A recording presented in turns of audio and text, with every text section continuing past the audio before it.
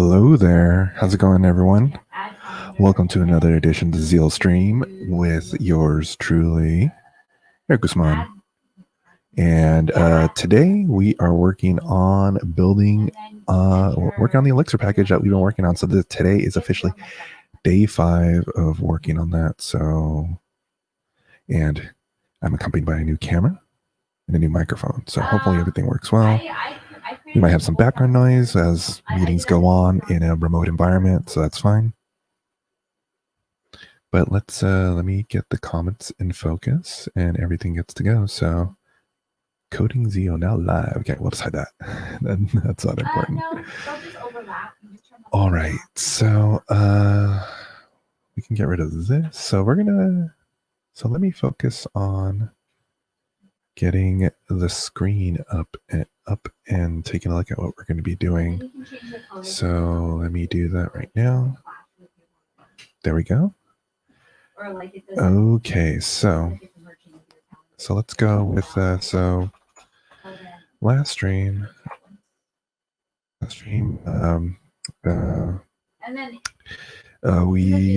I had done some refactoring of the Elixir package so that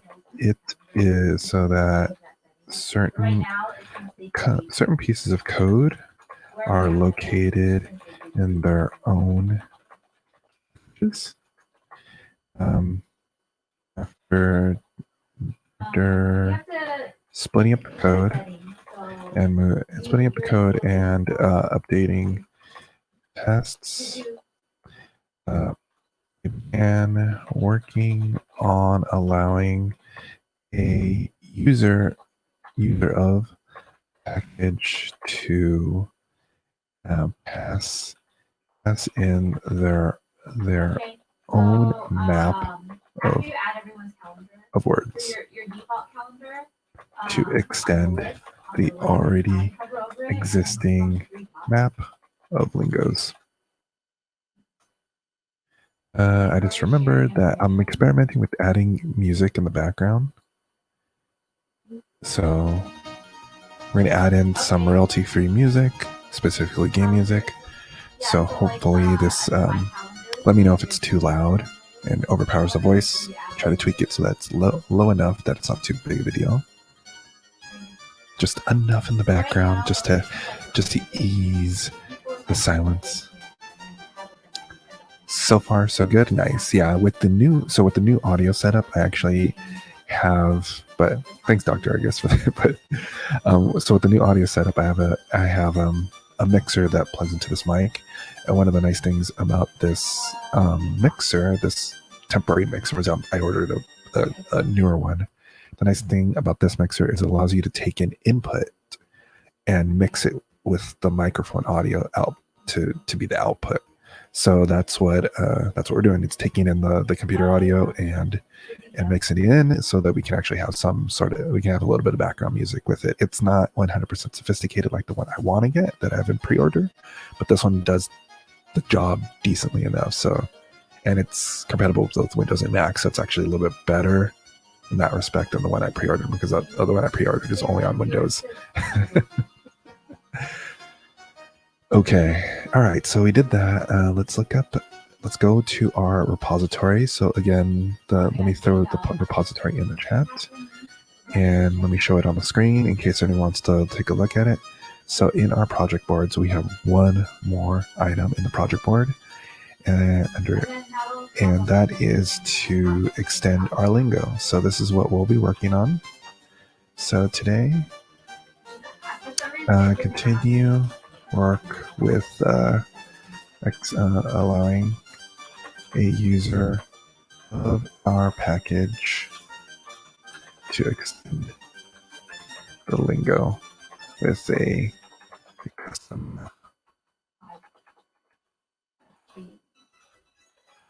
words.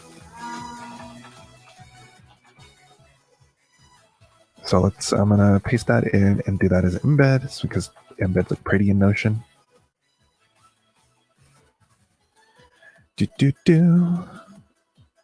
All right, so don't have anything to share. Let's just dive into it.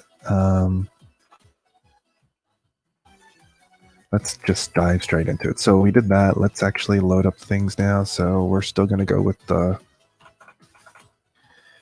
things in Vim for now. Oops, I forgot to actually go to our project. So see documents code. So documents code X, and code talk like an X over here. So having a separate pane to run our tests in. Actually, we'll just full screen this just to make this look nice.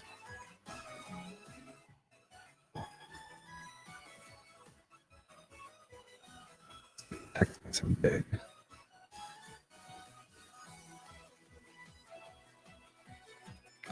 And let's get into this. So we were doing work on here. So here's our main interface for Talk Like an X actual translator. We'll call on translate. And then in here, let's get this a little bit bigger. There we go. That feels better. Run mix test watch, I think is the command that runs our tests in watching mode all the time. So we can always make sure that have green tests, or we're going from green to green refactors or implementations, or if we want to do some TDD. So we have our translate, and that takes in the words. I love watch mode. So I think you were the one that mentioned that. So it's, yeah, watch mode. Adding that package in and doing the watch mode is awesome. So thank you for that. Oh yeah, one other note is for people that are watching this in VODs or yes, in chat. I created on YouTube. I created a playlist with all the videos so far that we've done for this whole series of for this whole series of streams. So if you wanted to watch from beginning to end, or just find the collection of videos, go back to it. There's a playlist on YouTube that I created. I should.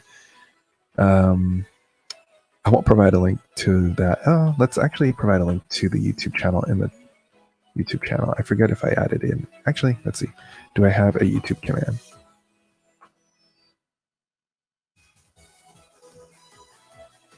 Yeah, there we go.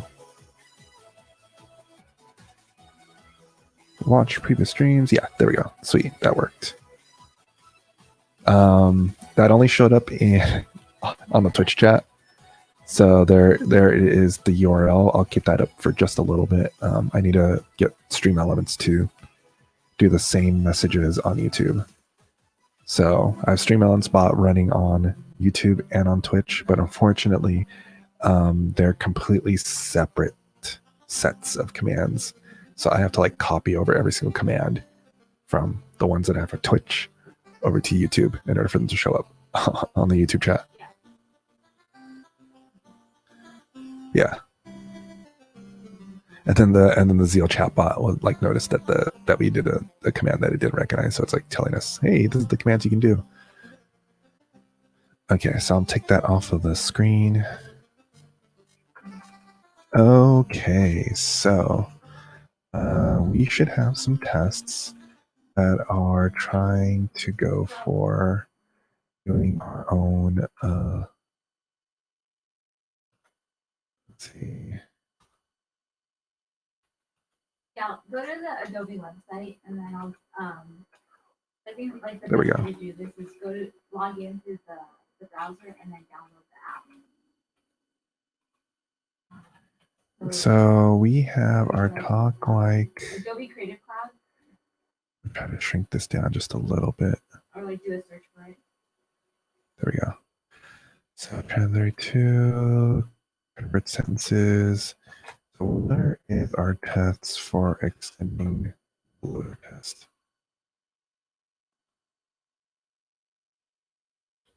We actually have our Lingo file. Ready to log in?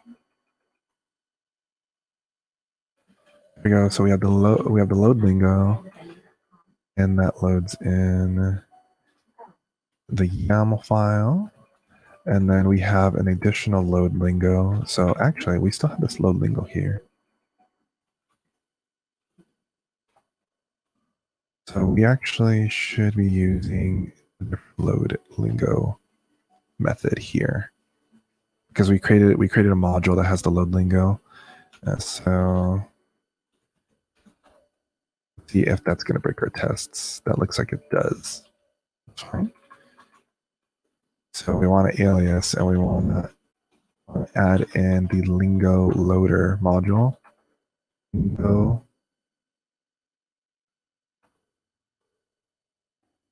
There's our IntelliSense in Vim for you. It's all the stuff. We have an error going on here. Undefined method load lingo. So our Elixir compiler is telling us that there's something wrong. So because we need to do the not the translator. Let's see. Load lingo. We need to do lingo loader here.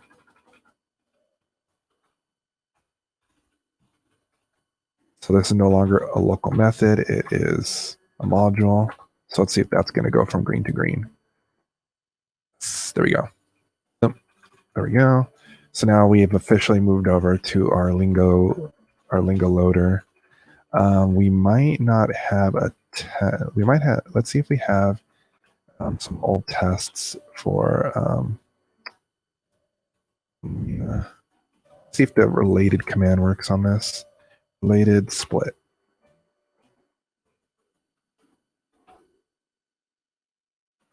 It doesn't. Let's see, Elixir test visits. That's in Vim. I have it such that if you do the capital R related, it'll try to find the related test for Ruby files. I was curious to see if it was going to work for Elixir projects. Okay, so let's look at the test for the package file. And okay, so we moved out the test that actually tests for the lingo loader module. Good. Oops.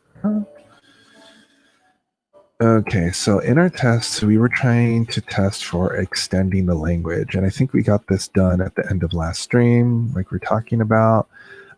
So we use a separate lingo loader method that will import in, that will fetch. If we don't pass in a lingo, we defaulted it to pirate in the method signature up here. So we pass in nil just to test for testing default. We passed in a custom mapping of words, and we added in a new map of bloop to boop. And then once we loaded that in, we get our pirate lingo. I'm going to change this up to be, I'm going to call this default lingo. Default lingo. Yes, pirate lingo is the default lingo. Yeah, the pirate lingo is the default lingo, but I just want to be a little bit more generic about it for this test. So then in our words, we're looking up, so we're doing map.get to grab a key from our lingo map, and we look up bloop, and it should be boop. And then we also looked up the word admin, and it's helm. So we're making sure that we're not blowing away the original map of words, and we're only extending it. One thing to recap what happened last week on Friday, we were using the original Elixir merge method in the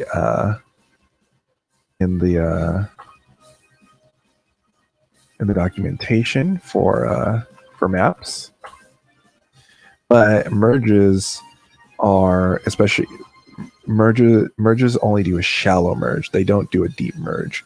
So what had happened was that when we did the merge of two maps, since there's nested keys with more data in there, it was just blowing everything away. we ended up using found a package that allows us to do a deep merge. And so we installed that and we used that, and now we have a deep merge, and we're not blowing away our original map of words, but only extending it. So that was a good win.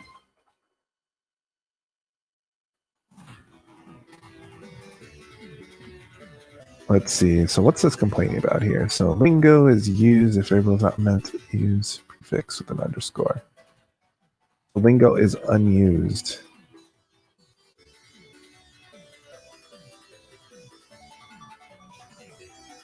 How is it unused? That's because we don't pass it in. Yep.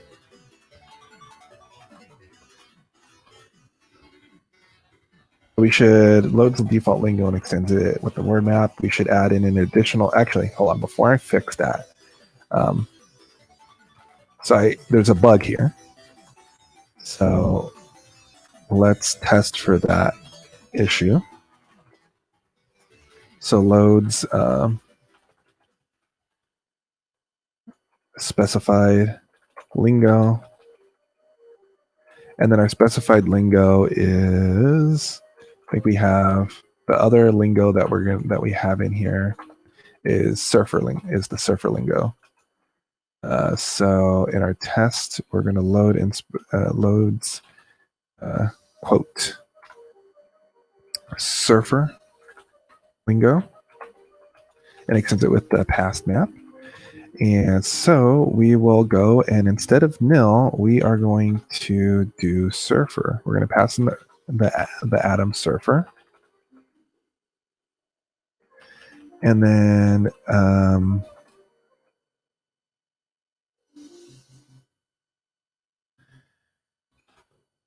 say instead of cool, we'll say that was tubular. That was so tubular. Or cool. Hopefully we're not oh,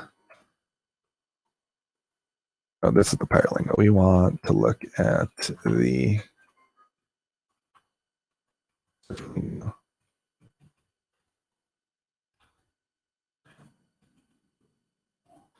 actually add some like actual surfer lingo in here.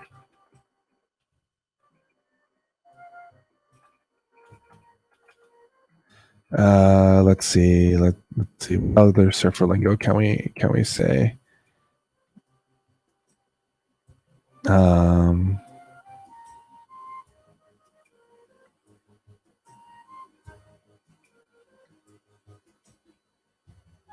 don't know. I'm trying to blank right now.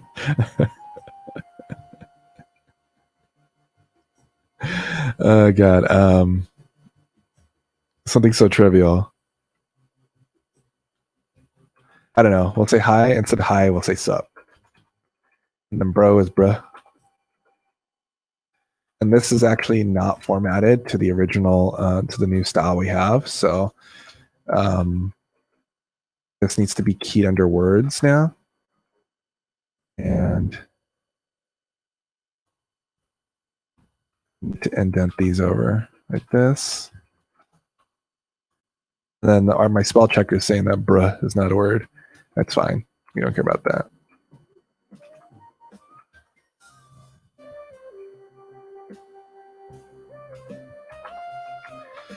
What we can do is let's go ahead and specify the gerunds, but like we don't have any. See how that plays out. Okay. So in our test, we are extending the surfer lingo with the word cool to be tubular. So let's look that up. So actually, let's change this. Surfer lingo. So we're looking up the words, and we're gonna go bro to bruh. and then cool to tubular, just like that. So let's see if this test passes.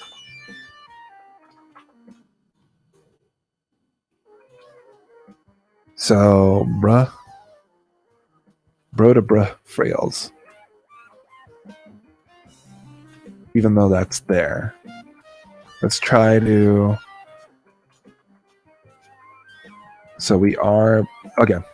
So that fails because we're not properly loading in Lingo. So when we do the load Lingo and extend, load Lingo is loading is calling the above method. So load Lingo just calls this, but it's not passing in anything, so it's defaulting to pirate. So we have to pass in Lingo in order to get this to work.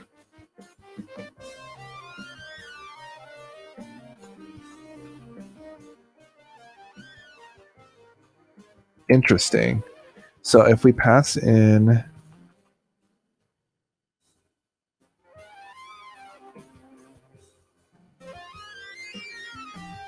so if you pass a nil, it fails in the test. We have one failure, no such match, and then so the file name ends up being empty. So this is for test 20.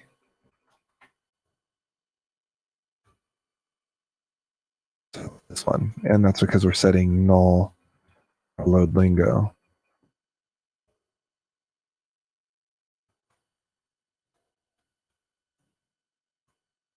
What I need to do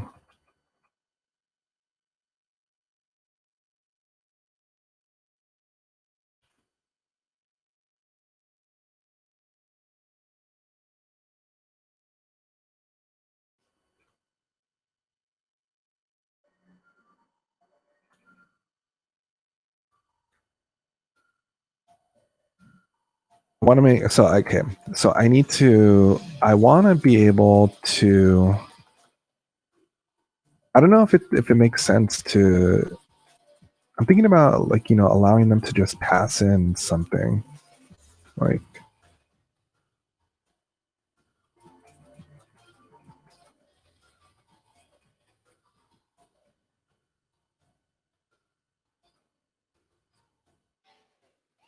So if I updated this test and I force pass in pirate, that let's see if that test passed. Now the test passes.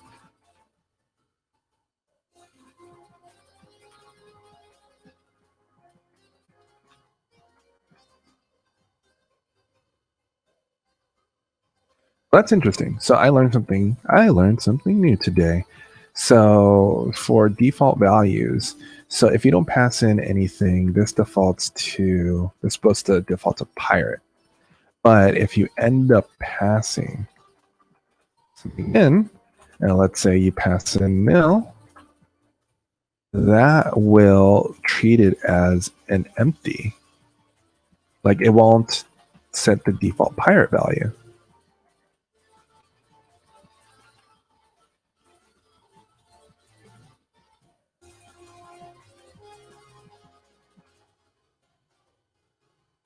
So I learned something new.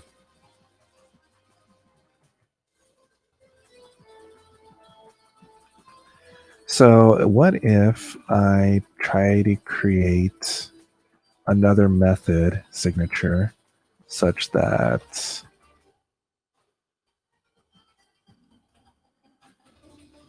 I want to default this. So if they just pass in a map for extended lingo, when extended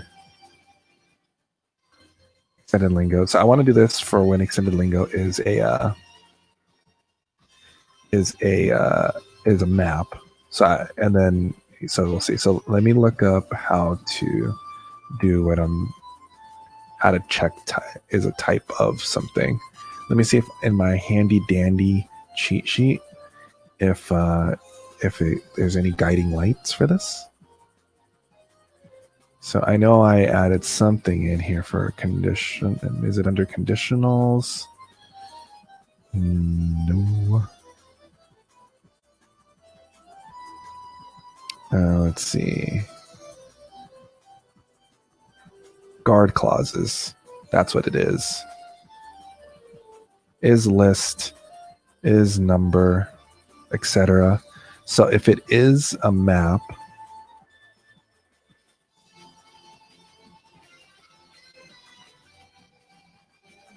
so we do when extended lingo is map.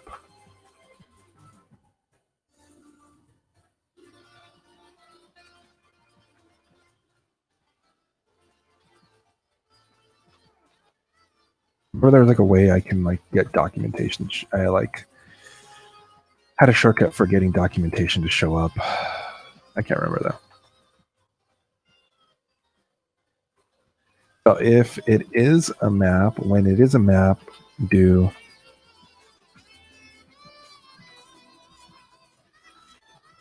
and then what we'll do is we'll call this method.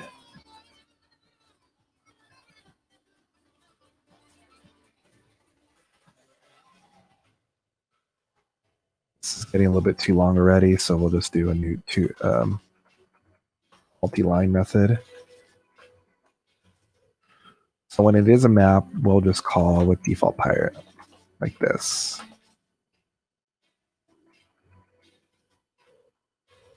And do, is that gonna work? Yeah, that looks like. Unexpected token do in case you wanted to write a do expression.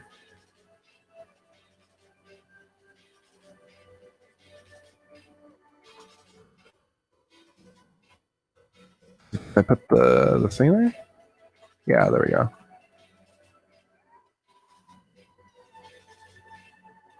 We still have a failure, no such file. Hey, Lily, how's it going? It's been a little bit. How you been? Hopefully August is the month of August is treating you well.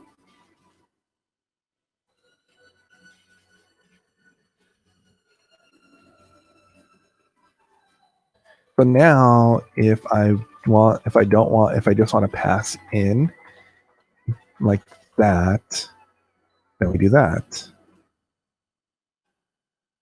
So we no longer default this to something.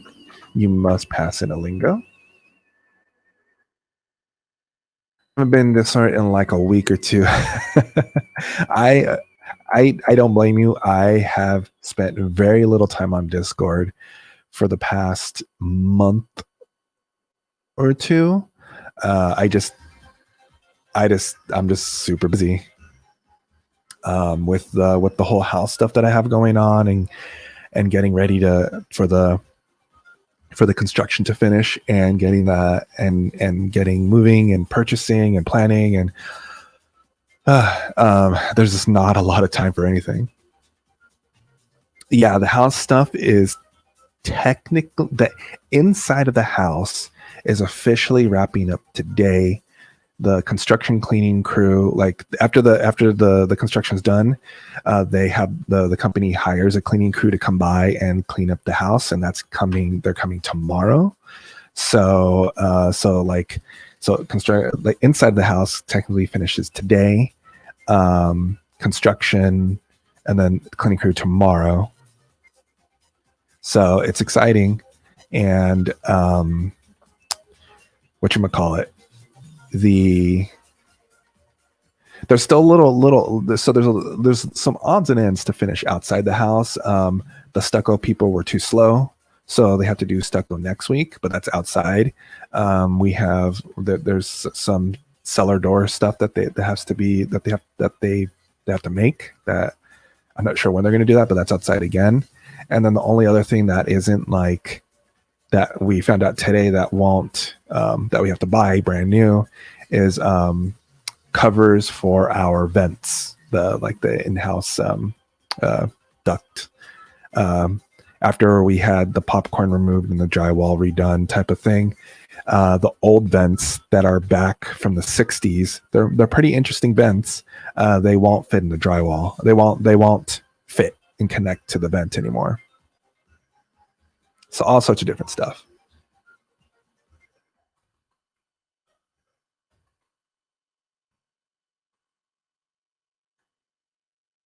But hey, new stuff.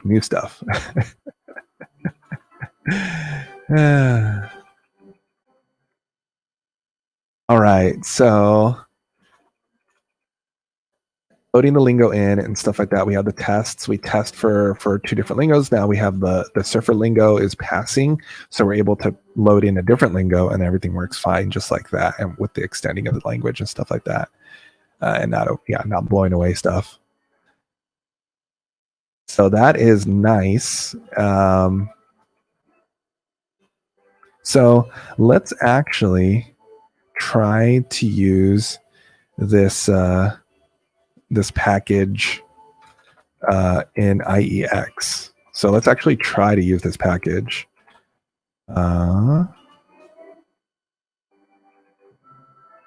So was it mic or it's I see I have this. I never remember the commands. I know I have this in a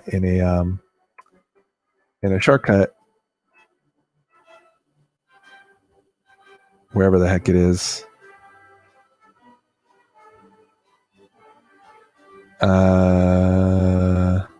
Run library and hex. Here we go. I'm gonna put this up first. IEX-S mix. That's to run IEX. So IEX-S mix. Plus mix will launch our interactive terminal, our interpreter, and loading in our package. So I should be able to talk like X and then translate. And so translate, and then I think this takes in 2 different things. So, well, actually, let me see what happens if I just do it this way. Translate. Hello.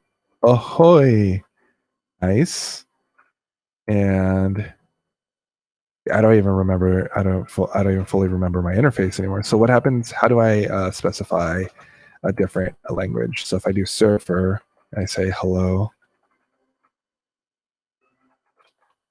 Work. It's translate with the words and the lingo. So if I do surfer,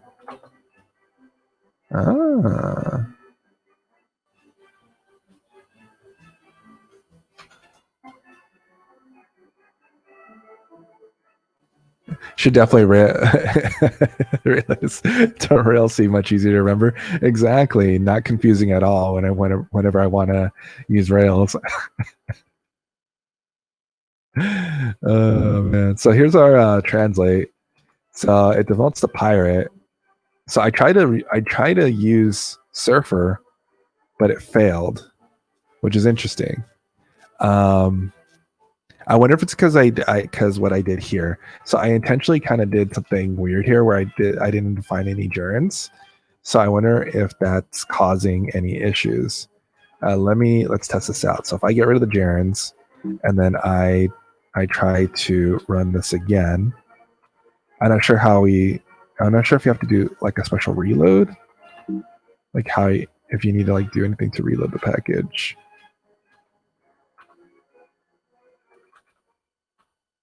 Let's see. If I kill this and relaunch this, and then talk like X, translate.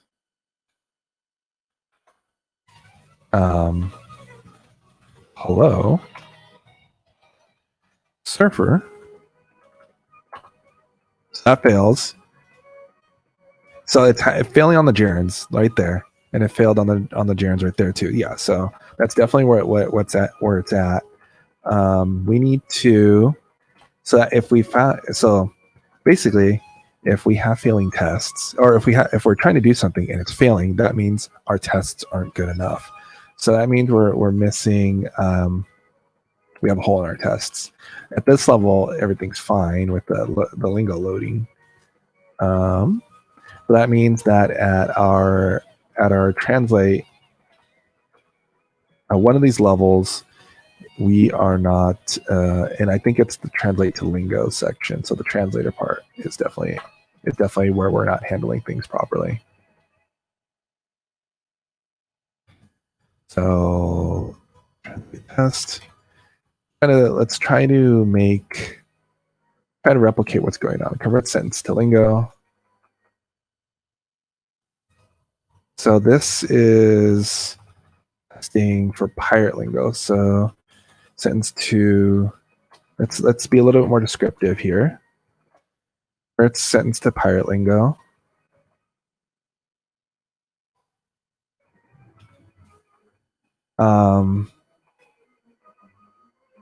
Let's write another test here. That converts our sentence to surfer lingo.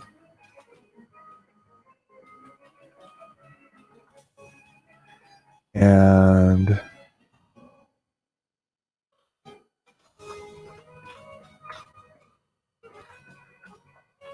think I said it that the surfer lingo just says hi. Should also convert hello to sup. So hello gets converted to the, so we're not, let's see, context lingo.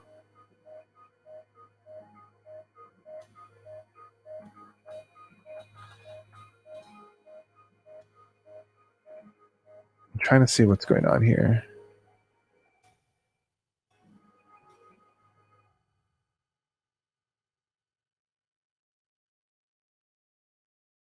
Oh, because we're doing a lingo map. Let's see. So let's create a new lingo. Custom without gerund to replicate this. So we're just going to have regular words. So this test is actually not good because this section of the module just gets passed in the maps and then it does the translations. It doesn't care about importing in, where it came from. It's just kind of like, hey, you gave me this map. I will in turn go and do the translations based off this map of words you gave me. So that's what it's going to do. So let's paste that in. Get that formatted. Yes, we'll delete the white spaces.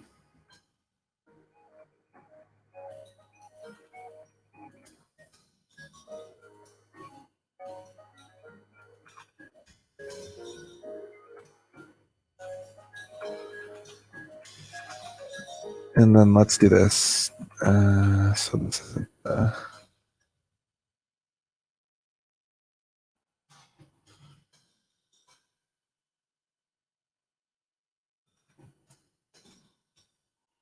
Oh yeah, we have to pass in through the context too. So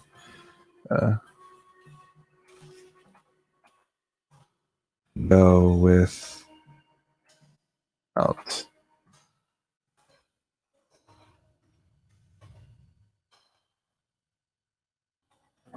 Custom without gerund.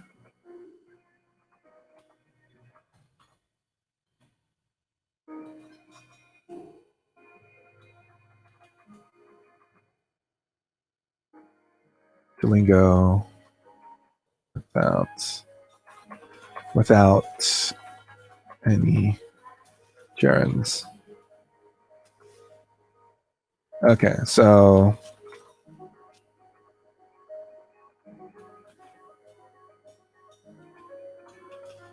and then we're going to pass in the context, and our context is the one up here. Let's grab this. Let's go down to here again. And then we are going to say context is this lingo.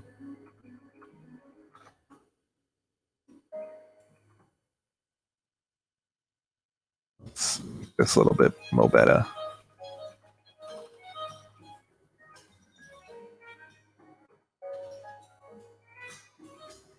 Okay.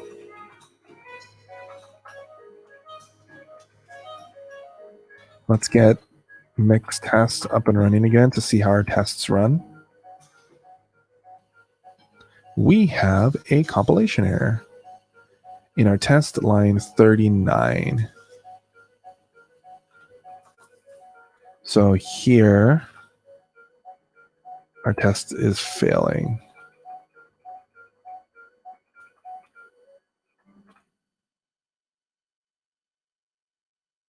Oop, I put this in the wrong spot.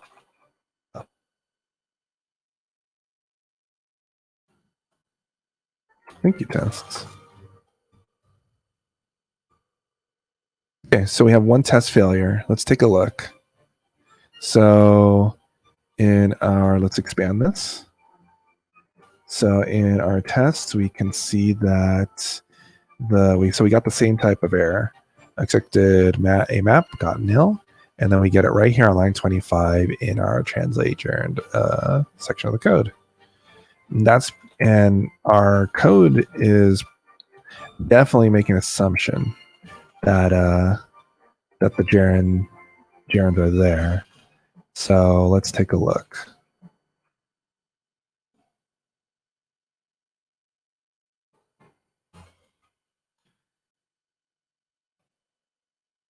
So map keys, so it tries to do something, and then it fails. So then it failed on specifically line 25.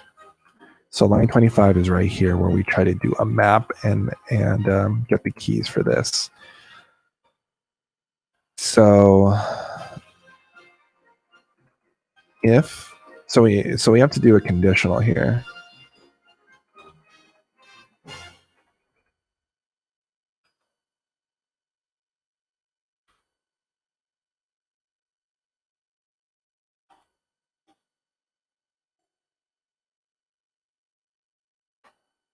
So is there such thing as maybe an exist or something like that? Let's see. So we have delete, drop, equal, fetch, merge, new, pop, put, replace, take, values.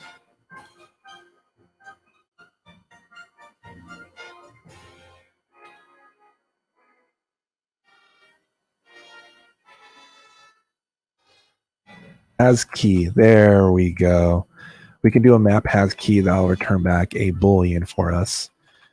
So map has key. So we can see right here, returns whether the given key exists in the given map. So that's what we'll do. So map key. Yep. I get it. And so the map, what we'll give it is the Lingo map, and then we'll pass the key that is the gerund there. So then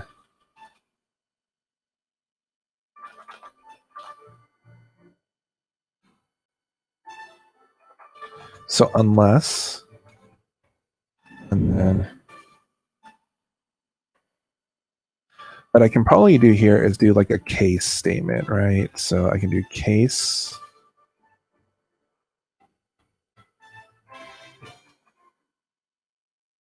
So if the map, so if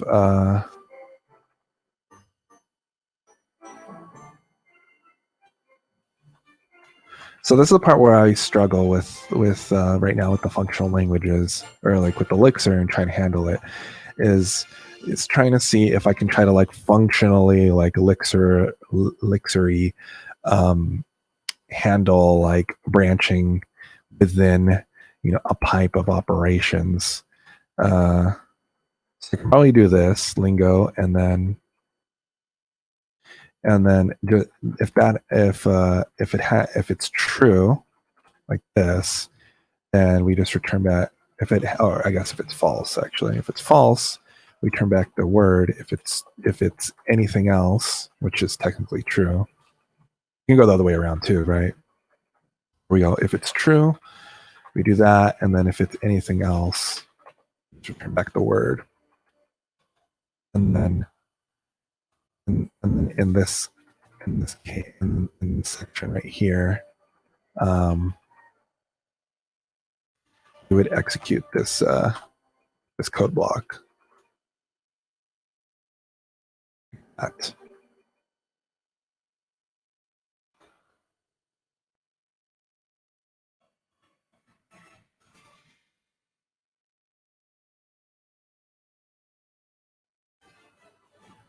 And let's see. So we have some sort of syntax error. Undefined method unless on line 25. So I can get rid of. Actually, I can get rid of this. Bad.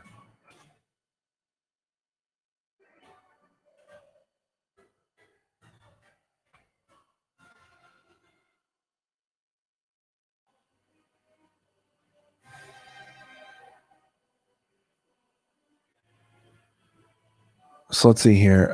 So we have one failing test. Our test is in the translator on line 40.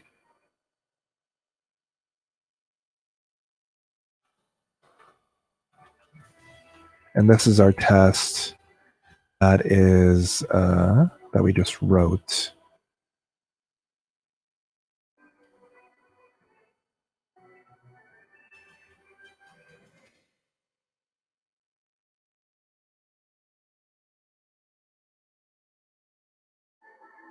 So it didn't even translate anything. So the left,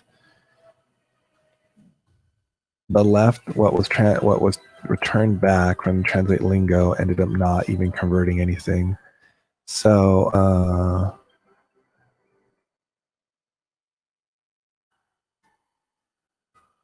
which is interesting. Maybe we are not passing things through enough. Really. Go without adjourned.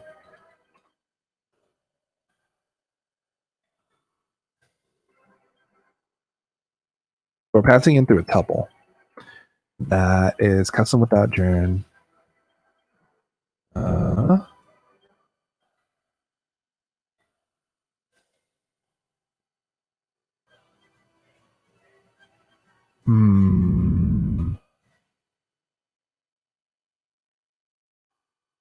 We are I am passing it through.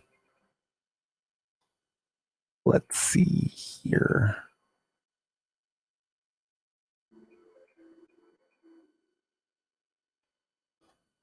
Make sure we actually save the test.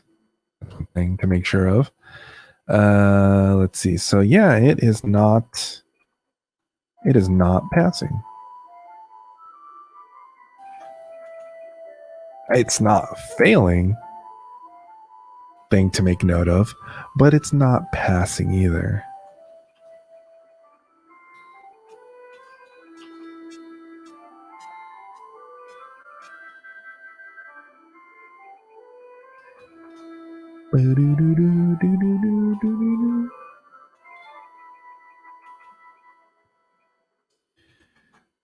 Let's see. Where does this play a role in? So if this, we're trying to translate the gerund. If it's not found, and we just return back the word that exists, and then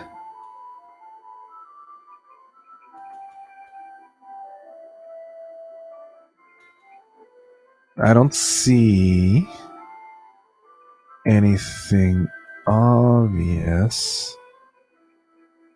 What's wrong here?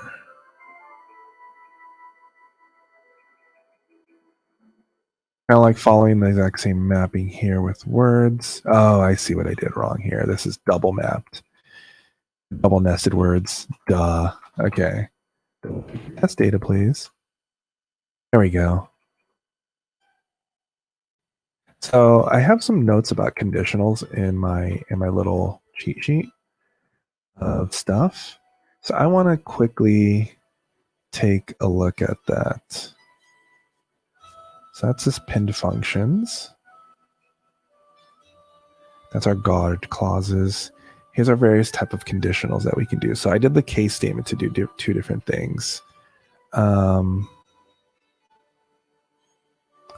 This is chain nested conditionals, but we're doing this inside the context of inside a function.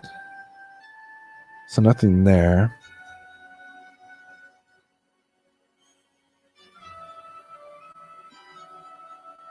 Yeah, okay. So I think the case, what I did with the case statement is there's the conditional for like passing in. So we're doing a straight condition. I guess like there's like two different ways to do conditionals. There's this way, and then there's this way where you pass in a case statement or you test the conditional straight on there. They're both very similar. So I think, okay, so I'm based off what I know. I accidentally closed that tab. Based on what I know, I feel comfortable with what we've implemented here.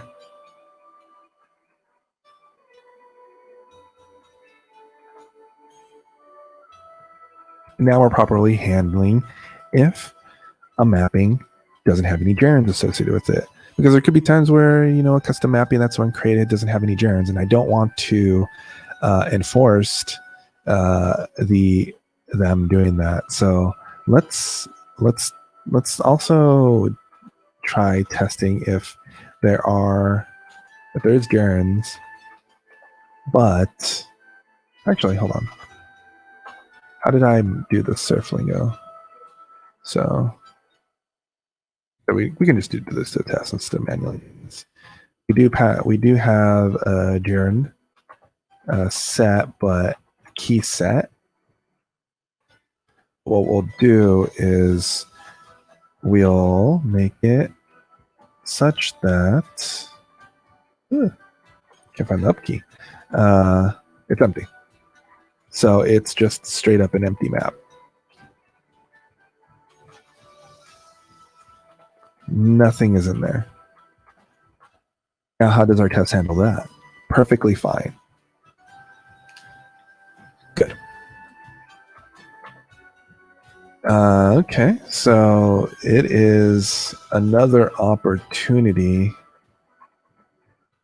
to make a commit for our code. So I am going to launch up Git Kraken. We'll do this visually.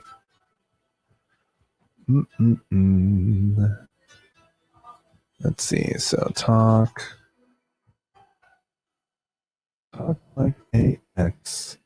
Make sure this is nice and big, 130. So hopefully you can read that through.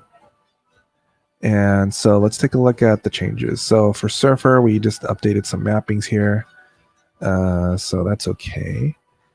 For our Talk Like X, the main root module, we deleted the load lingo, and then we're actually using the lingo loader module that we made. That's just only cares about fetching whatever YAML file that contains the lingos in it. So we're just like we separated out concerns and made things and put things into module that are that they're solely focused on a specific thing or set of things. So that is good. Inside so then in our lingo loader, we ended up. So this is let's split this. There we go.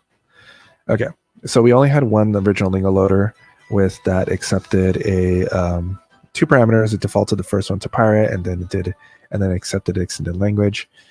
Because of in our tests and how we were interfacing with the method for translating or trying to load stuff, it was a little weird to have to pass in a nil if there was nothing to extend. So we just created one if you pass in a map and only a map, it'll just extend it to the default pirate one. If not, you have to pass in the lingo that you want to extend and then the mapping, and then we just call the the Lingo loader up here, the original one that just defaults. And then we found that bug. So we'll take a look at the test. So Lingo loader. So we did tests for overwriting. And then for Lingo loader, we found an issue with gerunds. If you don't have any gerunds in your Lingo map, your Lingo dictionary, it would error out because the code made an assumption that there's always going to be gerunds in your dictionary, and it was causing errors because in our surfer one we didn't. So wrote a test for that, and then in our code we added some guard clauses and branching logic. So now we have a case statement where we check if the key exists. If it does, then we do business as usual with the original code we have. If it doesn't, if it's anything else but true, we just return back the word. And that's it. So add better interface for loading or extending Lingo and fix gerund missing bug.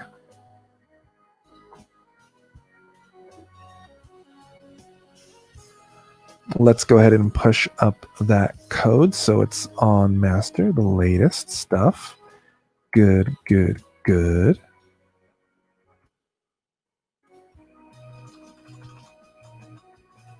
So now, let's see here. So let's close up this. Let's go back to our main translator, or not our main module file. And right now when we translate, we can extend a Lingo. So we built in the ability to extend the dictionary, or to pass in a new map of words to extend our dictionary of words, but we actually haven't implemented that as part of the public interface, the main interface for translate. So what we're trying to do here is let's actually use the doc examples here to actually give an example of what we're trying to do. So translate, we say hello friend, and we do pirate, and then if we pass in a new map, and then with a new word, so words,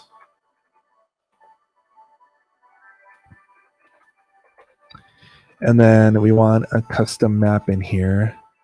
So our custom map will be such that if you type in Dr. Argus, you'll get Doc Argus.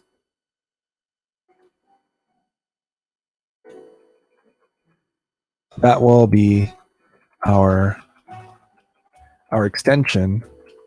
So hello. So then it would be hello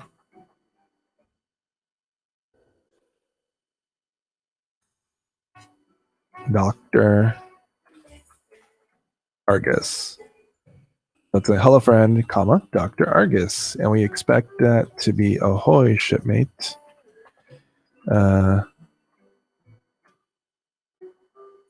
Doc Argus. Let me lowercase this. RD.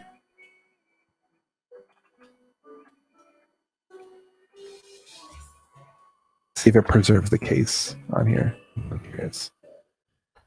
So that actually should generate a new test, I think, because it's a new doc test.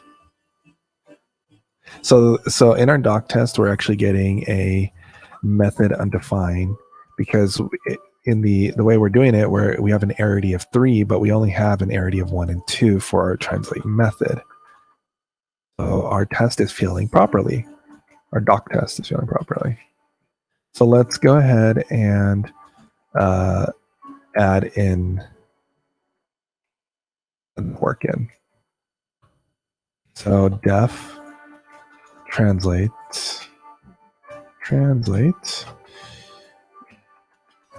words lingo, and then we want to pass in our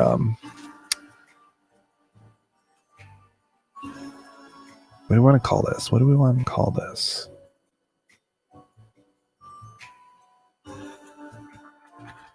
Extended lingo. Extended lingo. I'm like forgetting the terminology we've been using, what I've been trying to use. Okay. So I'm going to add in this guard clause here for when to ensure that words is always as a string. Extended lingo. And extended lingo, it has to be a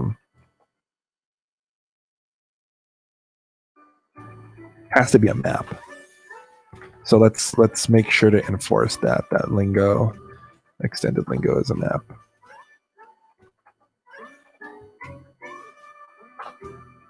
Yeah. I get it.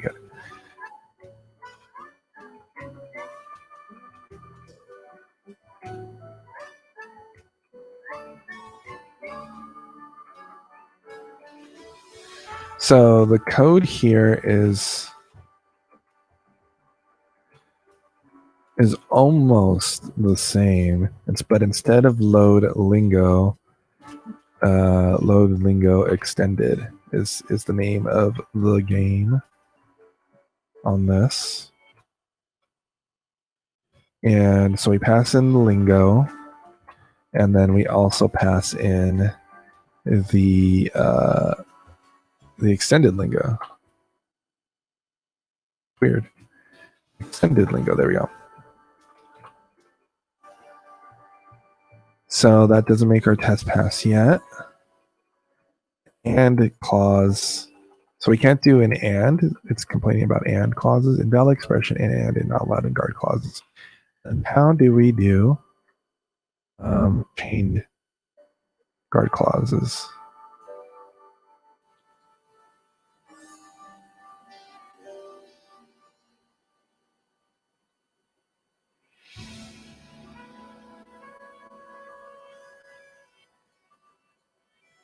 Or can we do like chains in our guard clauses? Trying to see if there's an example. I don't have an example, no. Or at least I haven't come across one.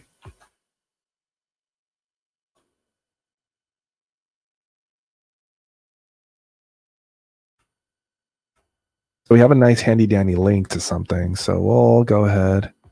Let's go ahead and go to that link then.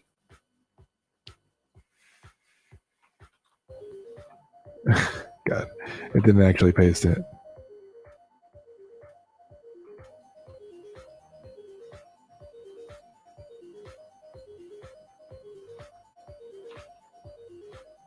Yeah, I think that actually pasted it this time. No, it didn't.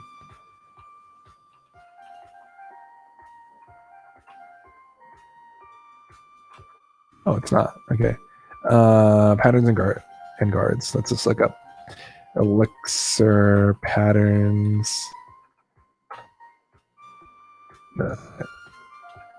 Elixir patterns and guards.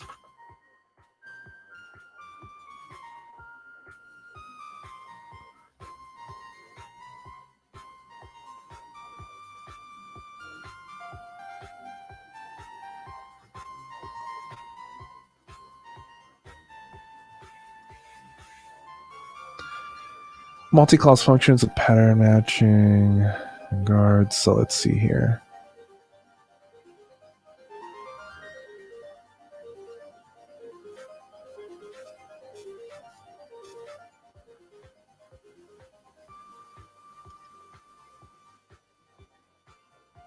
Okay, so that is something new we have potentially learned, is that we can't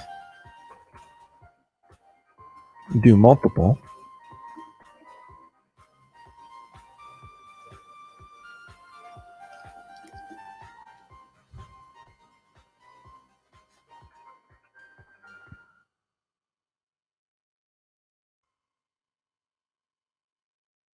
Again, so fine. We'll just we'll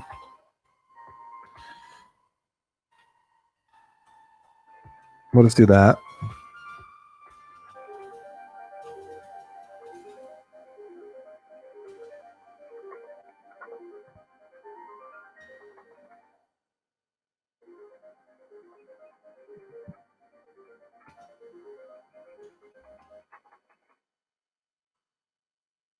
See, well, like that for now. Let's see. So left. So it passed back Dr. Argus.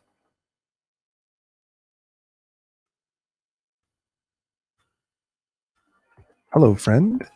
So it passed, or it did it correctly, but it didn't preserve capitalization.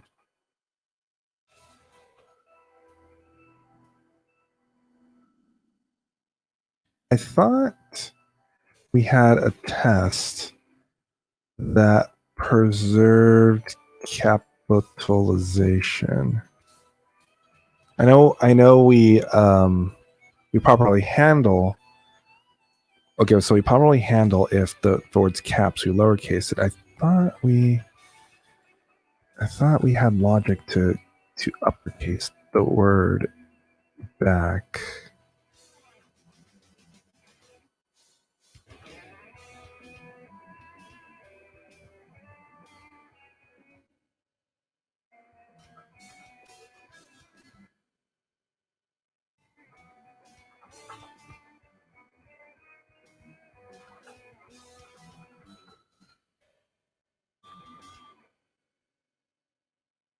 Spell Dr. Argus correctly between these two maps. ARG, yeah.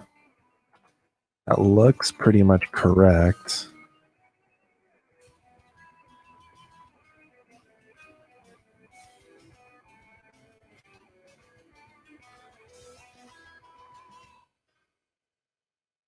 Hello, friend. Dr. Argus is the only thing that's not getting fixed. A Hawaii shipmate worked, but the new custom mapping for Dr. Argus did not work. It's all been downcased. So it didn't even honor it. It lowercased it and just kept it lowercase.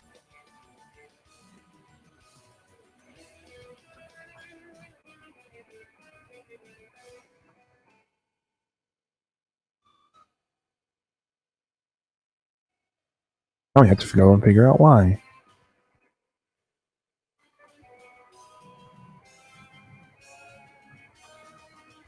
So we come in here, we have our words, we get the lingo, and then we try to translate it.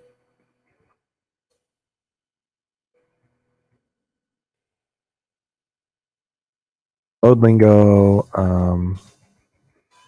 is fine. Load lingo and extend is this one right here where we pass in the lingo, and we pass in that, and then we do a deep merge, and all that should be fine. Next thing is all translate map.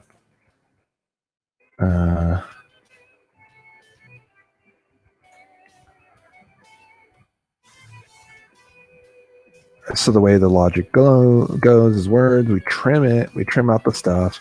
We split up the words to their individual, or we split up the sentence to each to be each word, and then we go and then we take the lingo map and the word,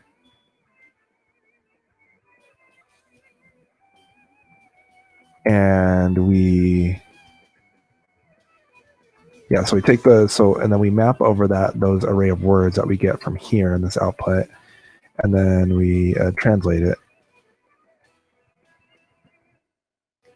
So let's go take a look at translate word. Takes us down here.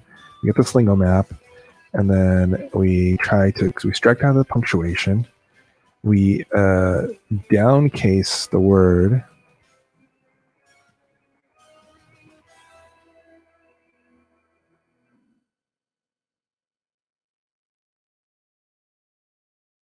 Pure word. I don't think.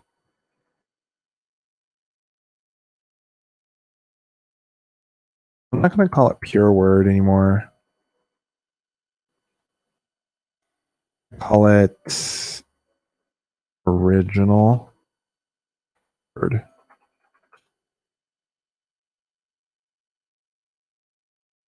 That shouldn't break any tests that are already broken. Mary Jo, what's up? How's it going? How you doing?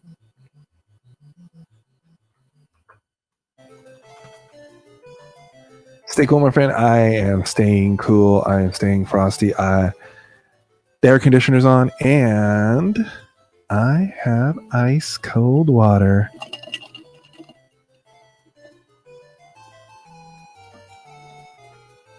So Zeal sent as part of like our month like little gift basket type things that we get from Zeal. Someone had the brilliant idea of getting one of these like cooler, insulated, vacuum sealed, giant mug things, and it has come in handy during the heat and stuff like that. This thing, you put the lid on it. Like if you keep the lid on it and like you keep like it takes forever for the ice to melt. It takes forever for the ice to melt. Like you can legit like it as long as you like keep it like covered like and let it sit there. The ice, it'll take all day for ice to melt in here, and like and overnight if you go to sleep, there'll still be ice in it, stuff like that. You just got to remember like to at least cover up the top a little bit so the cold doesn't seep out of the top. But yeah, it's great. So if you don't have one of these already, get one.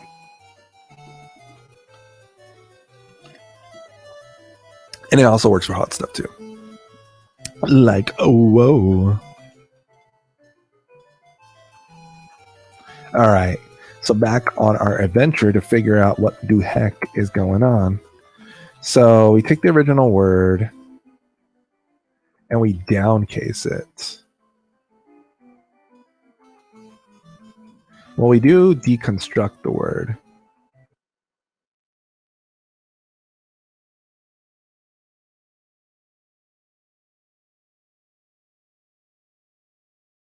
So what happens when we deconstruct a word?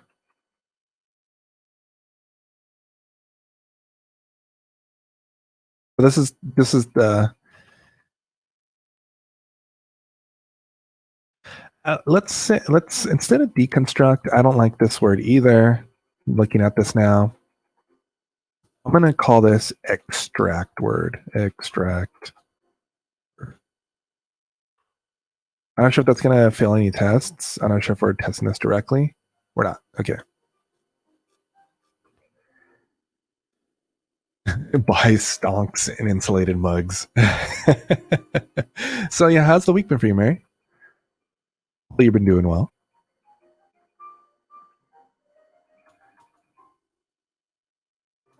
All right, so extract word I feel like is a little bit more descriptive now, and that gives us a an array of 3 different items. I feel like to be more Elixir-y, instead of it giving us an array, I am going to have this give us a tuple. So I think tuples are just that, and then convert this to this. So that shouldn't break anything. That should be green to green. Yes. But yeah, so this is better, you know, like you're supposed to be passing around tuples, not arrays like this. So pass on a tuple. All right, and doing well. Thanks for asking. Never seen Elixir or Ruby before. Yeah. So yeah, you're watching me stream. You get a little bit of both. Yeah. So this is Elixir. I am still learning Elixir. But this is Elixir. It's 100% functional. And if you have any questions or anything like that and curiosities, don't be afraid to ask. There's definitely certain styles and stuff like that with this. Like for example, there is no such in Elixir. There's no such thing. There's no while loop. You can't do a while loop. You can't do while something something or a for loop something something. You can do maps on things. There's like map modules, but there's no direct like do a while loop. There's no direct if statements in Elixir either. You can't just do if. There's different ways to do that. There's different ways instead. There's such thing as conditionals that act as an if statement. So there's like little interesting things here and there.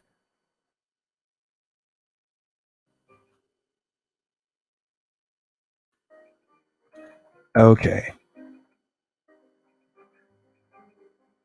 Sounds it is like coming from like like regular object oriented type of languages. It's definitely mind bending, but I like it. I like it when my mind gets bent when learning a programming language, because bending your mind gives you a new perspective. So getting out of your comfort zone and getting your mind blown makes you see your current code in a different light, and actually you could see new ways to write your code in a more elegant manner. Or it can make you realize, like, hey, is this code actually efficient? Does it make sense to write it this way?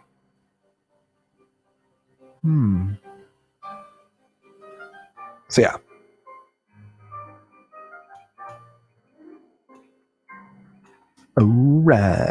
All right. So we extracted the word, and then so here's the part that I'm kind of wondering about. We take the original word, and then we downcase it.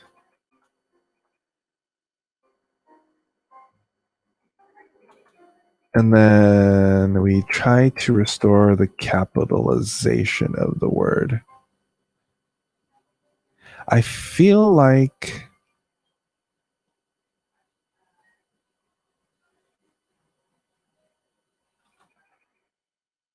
you can't really restore the capitalization of the word if there's punctuation in front of the word, because we're trying to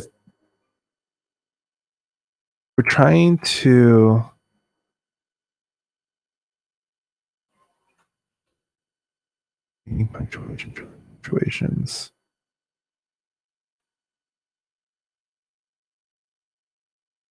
Yeah, I think there's like a little bit of bad logic here, because the original word could have punctuations at the very beginning of it. So in this restore capitalization, what this method ends up doing is it takes the word, it upcases it. Oh, well, I guess this will still technically work. Never mind.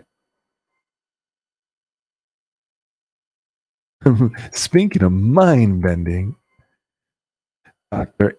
Argus. Yeah, we're trying to get a test to pass because we're trying to translate Dr. Argus to Doc Argus, but it's not doing that. You can see on the left and right comparisons. We're still getting back. We're just getting back Dr. Argus all lowercase. That's a true test.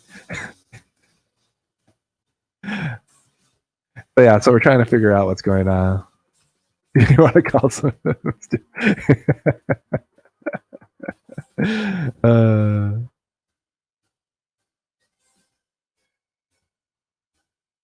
Yeah, so something's fishy going on with this one right here.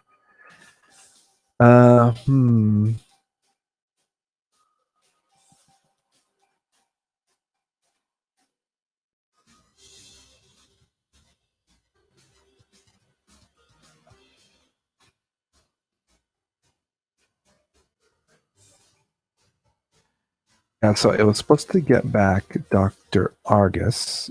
We lowercase it, so we try to extract the punctuations out for that. That seems to be fine. You know what? Let's check the file real quick, the original file. I need to test something in here. try to do that split. So this one. There we go. A lower. I don't want to do vertical split. I want to do lower split.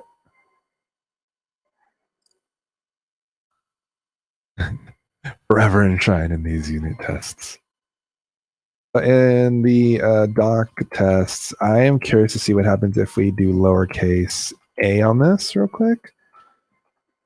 See what the test returns back. So it's still returned back.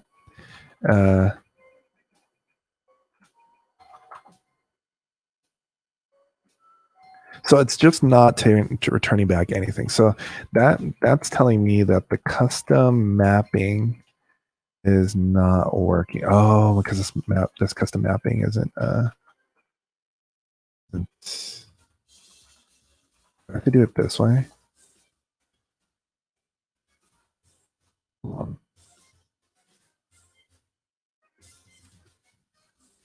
I think I have. Let's see. If I do it this way, or I get rid of this, because there's like a certain way you have to do maps. There's different ways you can do maps in Elixir, and it can affect how the keys are set. So if I do this.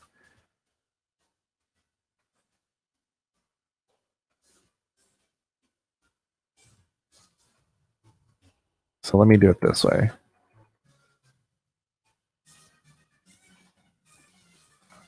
And yes. And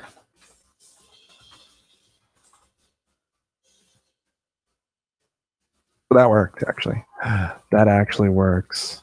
So let's do. Sure. I don't think it's going to be hard to try to like. There are, I guess. Let's see. So that can work.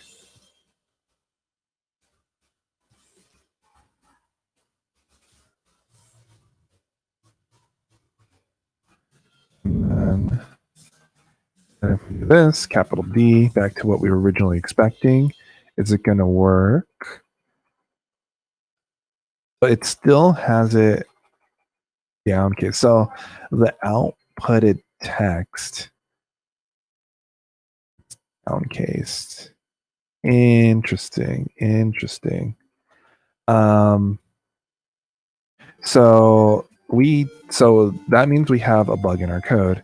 If for whatever reason in a dictionary it was important to have some sort of letters capitalized in here, our current logic is gonna not preserve that preserve that because of how we try to restore capitalizations here. So in this method here for restore capitalization, if the word was an uppercase word, the original word, or the new word versus the let's rename this. Let's rename word because this isn't very descriptive. Original word. So if the original word, let's get rid of this. If the original word is uppercased,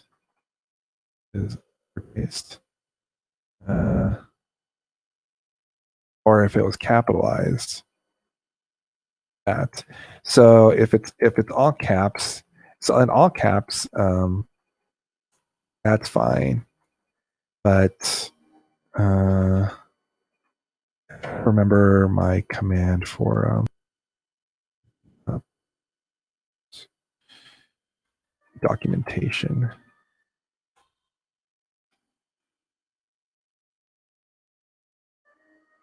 Let me try to look it up real quick. I could have sworn I had like a Vim shortcut to grab docs. It's K. K.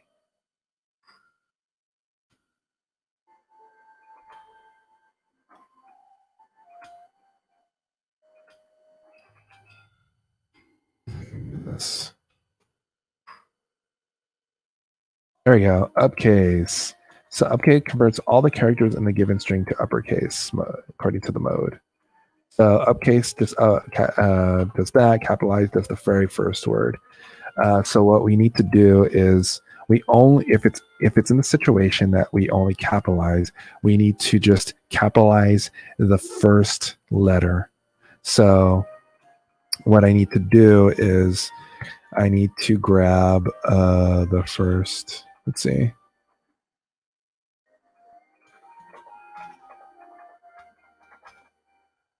So we need to grab the first letter and then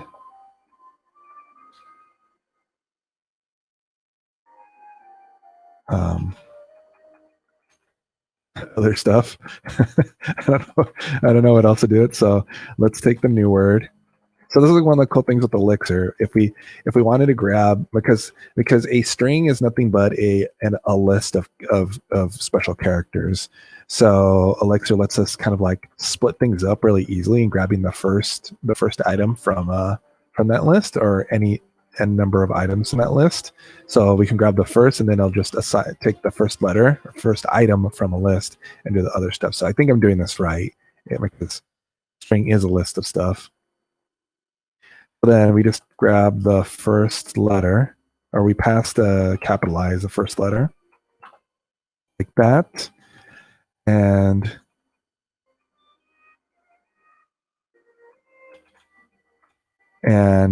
we want to put everything back together again. So I think I can just.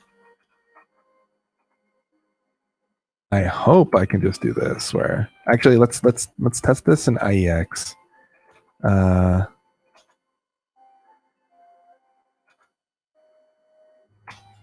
So we're gonna do a little terminal foo here, a little interpreter foo here. Let me know if this is too small. Can't see it. So we're gonna do so we're gonna have the string. So like A, B, C. We have a string ABC. String S, ABC. And we're gonna try to split this up so that we have the first and the rest. And that is S. No match, or is it this way? No. Easy as 1, 2, 3. No match on right hand side value.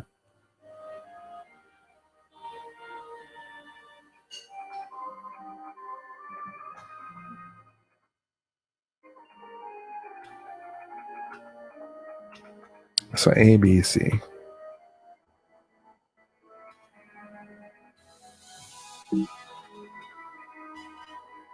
Let's see. Let's see. Do I have this in my cheat sheet? I know there's a way to do this. I might not have this in my cheat sheet.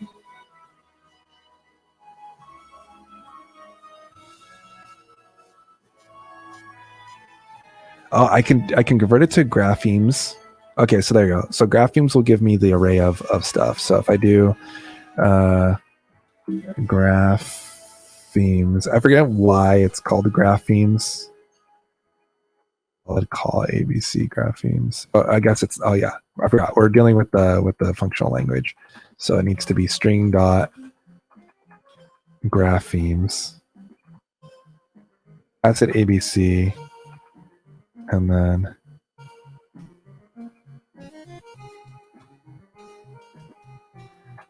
pass that graphemes. Okay, so that gives us the array. So first should be A, and then other should be BC. There we go.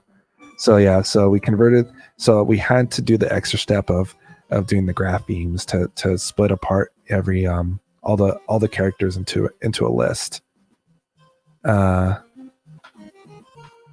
And then doing this syntax here allows us to grab the first one and then this one, and then it'll automatically assign the rest of them into that variable. So then if we wanted to combine things again,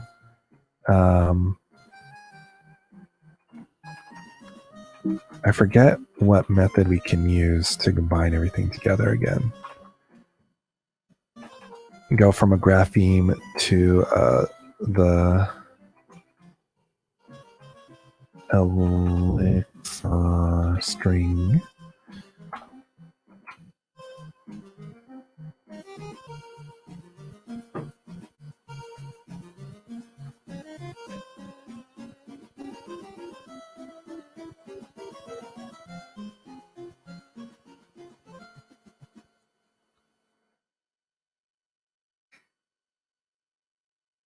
Little itch.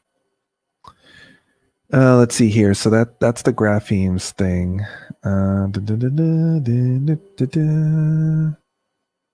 Here we go. Let's see. Here's a bunch of like to things. To integer, to float, to char list.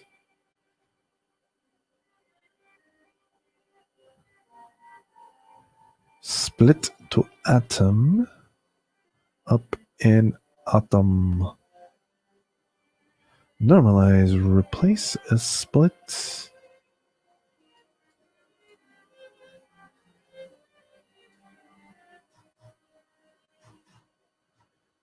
Scrolling to the very, very top just to see. So that's how you can cat stuff. Bum, bum, bum, bum, bum.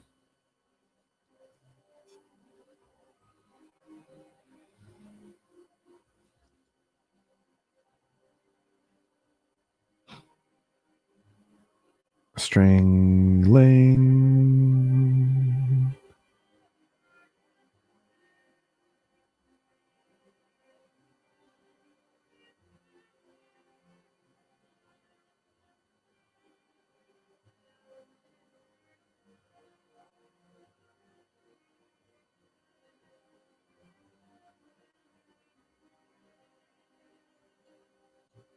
How did we do that?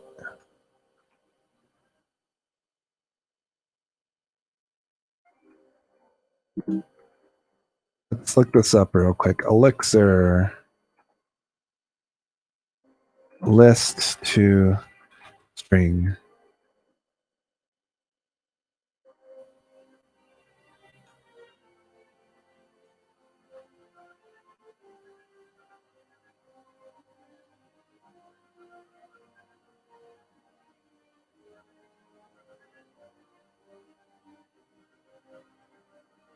So that's how you can cat stuff. But is there like a? I guess we'd have to look at. I guess maybe. Well, we have a list, right? So I'm thinking about this in the wrong way. We have a list. So a list should have a toString method, I would expect. Yeah. So then we can convert an array of this. So we should be able to go from other to string. Or no, sorry. Yeah, I keep forgetting we're not dealing with an object-oriented language. To string, so list to string, and then we pass it in other, and that'll give us back our thing. Okay, good. So we do new word, graphemes is the method. Yeah, that's how we spell it right. Graphemes. Yeah, graphemes.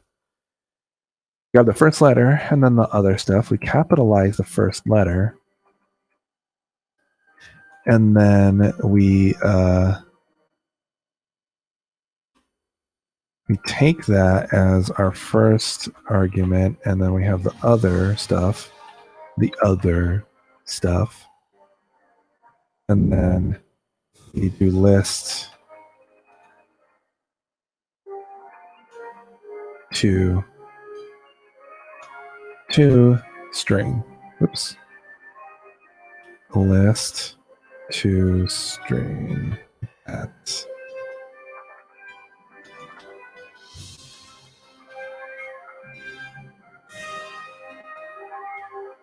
Ooh, and we have a bunch of failures.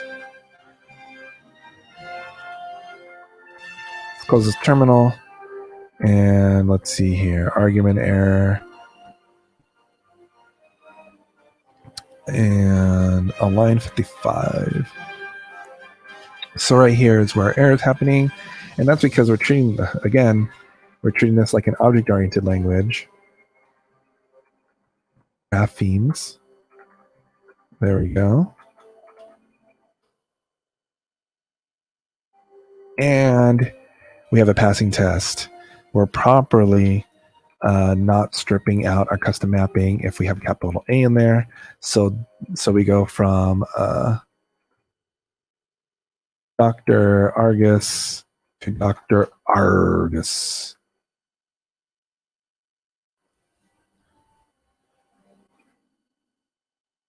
It's not. It is not.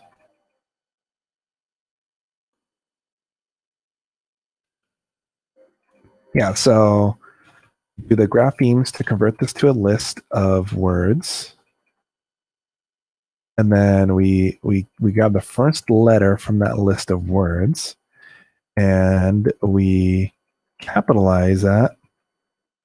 Or we can just use upcase, either one. I'll just use upcase since it's shorter. We upcase that letter. We combine combine it back with the other stuff, and then we convert that whole list of things to string. And we're happy.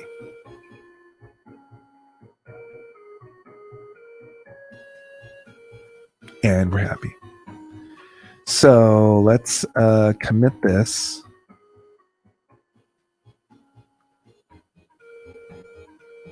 So we added a doc test.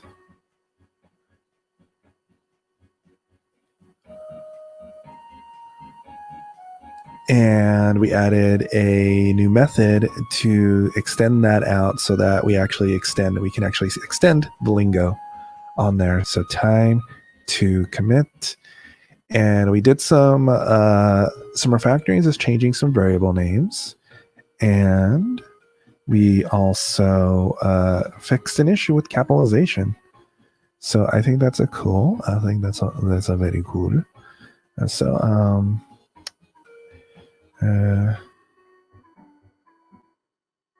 translate accepts over custom to Lingo and fix issue with down casing.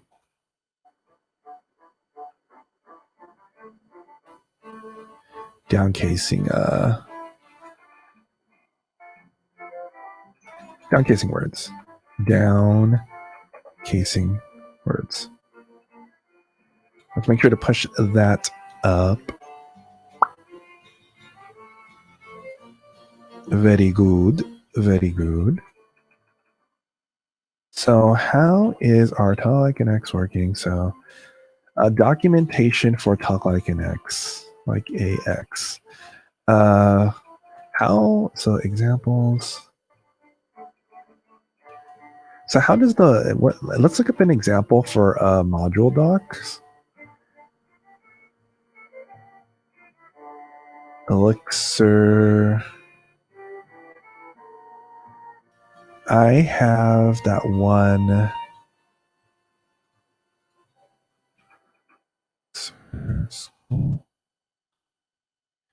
Elixir School, I think, has a section on doing the module doc. So Elixir School, let me post it in the chat if you're curious about using it. This is a good educational go-to that I've used. So let's see here. So testing documentation. Here we go. So they have a section on documentation. Let's see here. So module level documentation at doc for function level documentation. So provides a function to greet humans.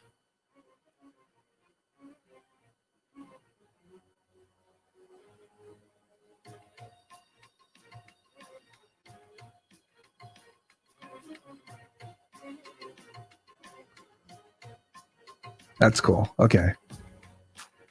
So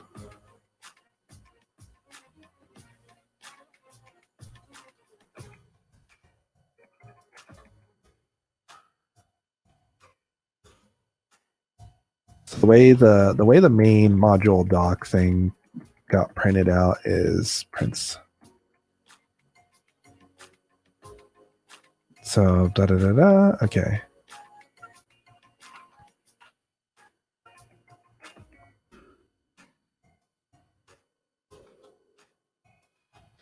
So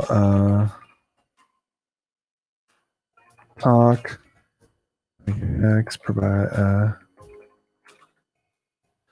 the ability to convert a string of text into a different language lingo, aka language, aka language.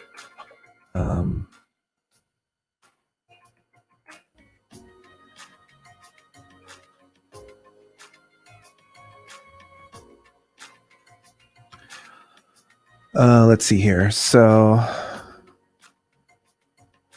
I think that's good enough. Now for our examples.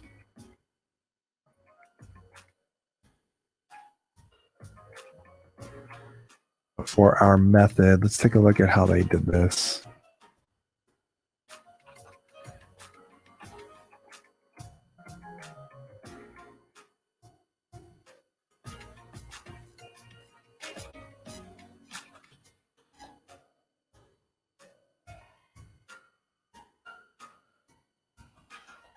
Returns a tuple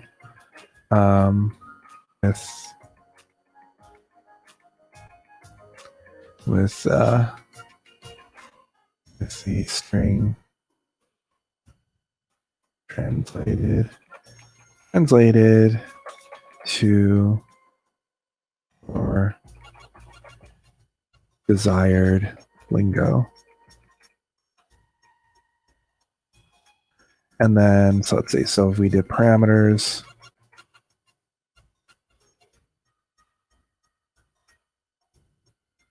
follow along like they're doing.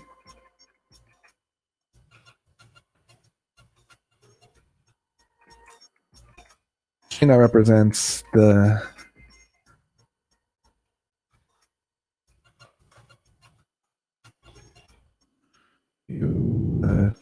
like translated to a lingo. That's words. The next one is lingo.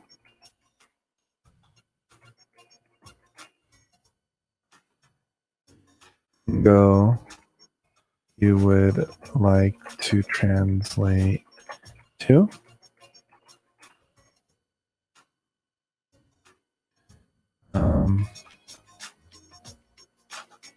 All right.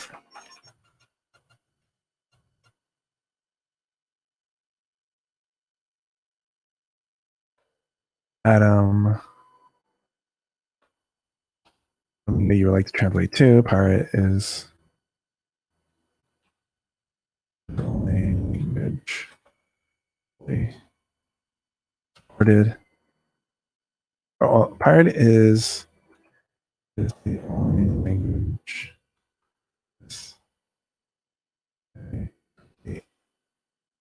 With a robust. The only pirate is the only language with a robust dictionary of words. And then our last argument is extended lingo.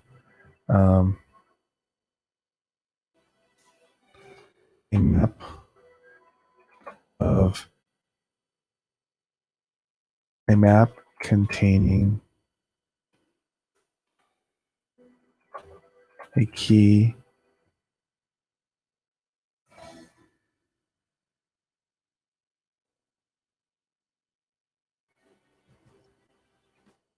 containing a map of words or gerunds to use to use but a map containing, first of all, we're not even spelling containing, right? Containing a map containing a map of words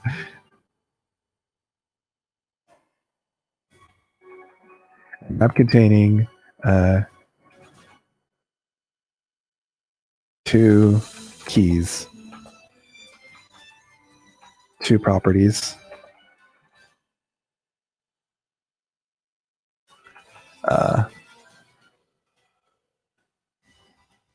words, and gerunds.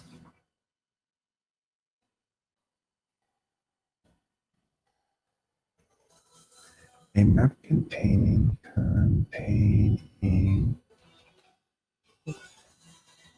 words and gerunds to extend all the map containing words to add additional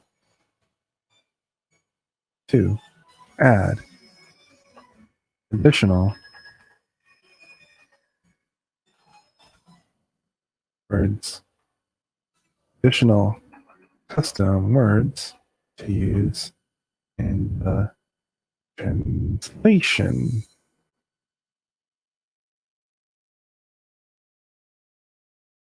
Both words and gerunds must be a map of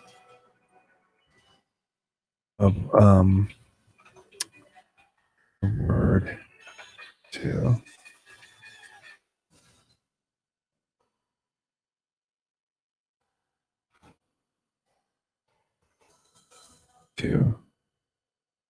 translated. Okay. What does that look like in the actual documentation? So let's do mix. Let's load this up. And then if we do H, the way we show the docs based off of this is if we do H dot and then H, not H dot, but just H, and then talk like AX translate.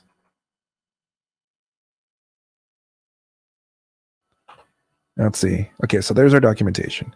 Def translate words, lingo, pirate, and then the next one is, well, I guess I have to do two separate documentations for each function. I think.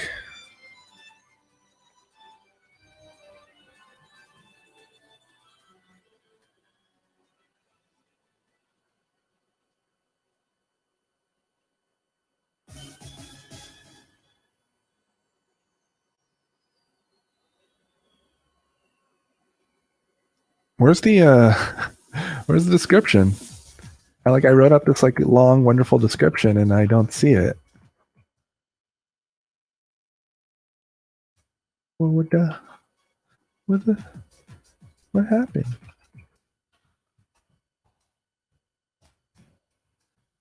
Here, let me make this one atrociously long sentence. SharePoint gnomes.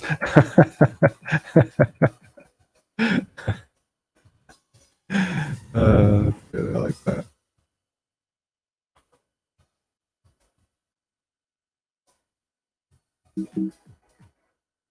I might like that way too much than I should. But that kind of hits close to relevant things that are happening. Yeah, what's up with the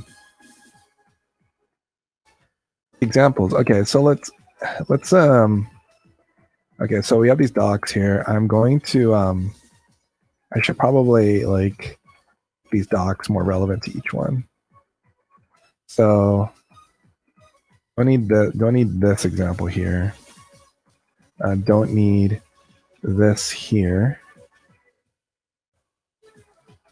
What I'm probably going to do here is I'm going to define another method. I can like document it separately. You just pass in the words and nothing else. Do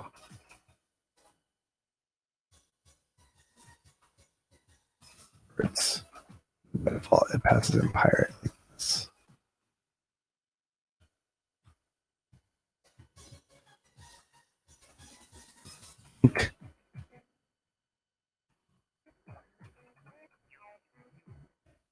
We don't need the module docs duplicated. Get rid of that. Get rid of that.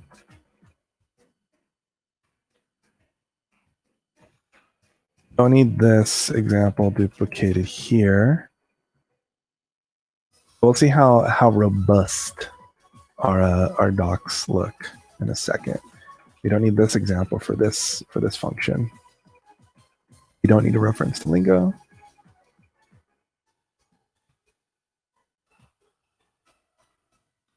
This gets translated transalted. Not sure what that means. It's a tuple with a string translated to default Lingo. All right.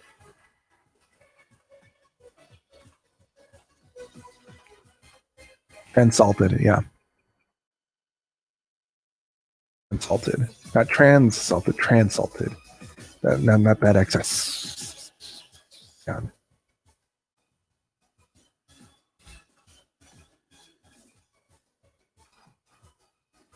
Okay. Let's see how the documentation looks now. Let's reload this and let's uh-oh, we have a compilation error. Oh, what's going on here? So some conditional where blah blah blah.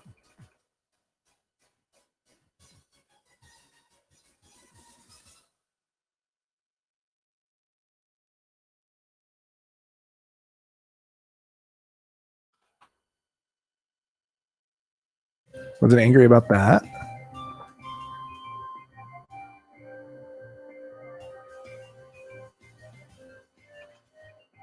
Why are you angry? Why are you angry at me? A missing terminator do for do. Oh, because do needs to be a colon. That's right. So if we do it in this one-liner syntax, we have to do colon. I believe.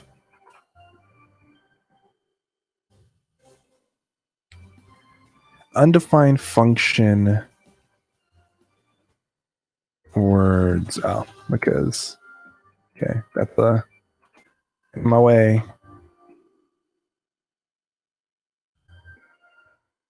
There we go. So if we do talk like, okay, so talk like. Oh, we have to do H for the documentation or the help. Translate. So then that gives us. Ooh, look at this. So def translate returns a tuple that translates. So this method returns a tuple that translates to default lingo. Words is that, and then does that. And the next one is translate for the words with the lingo pirate, and returns a tuple with the translated to your desired lingo. Words, lingo, and atom for lingo you would like to translate to. Pirate is the only language that's robust with a robust dictionary for of words. And there's the example. And then we have returns a tuple. So then for this one, returns a language, and then da-da-da. So then, we have to delete all the additional examples for this one. For this last one down here. So up here, and that is 5dd. Let's save that. Let's make sure that all our tests pass. They still pass.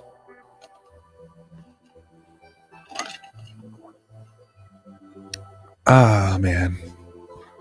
That's some good water. Okay. Buster check. Okay. Let's close these. And actually, okay. I want to try to get this.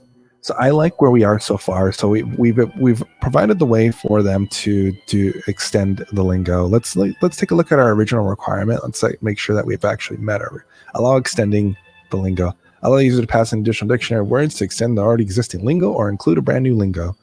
This part we don't have, but let's break that off because this we kind of like snuck in two different requirements of extending and building a new one. So what we'll do is let's allow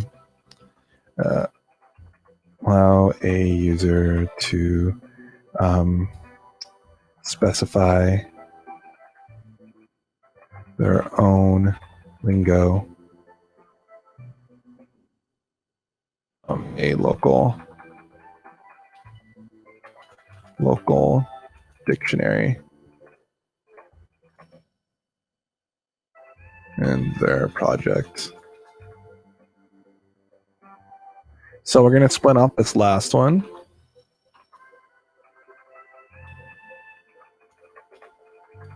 Oops. Select the whole thing, please. Oh, we need to convert this to an issue. This is why this is being weird. I forgot.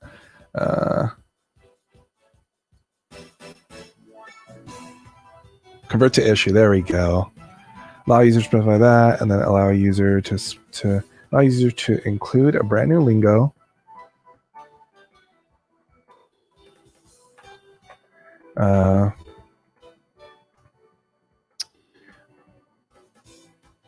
Lingo by looking for a file of that atom name. So I'm not sure if the package should look in a specific location or if the user just provides the file path.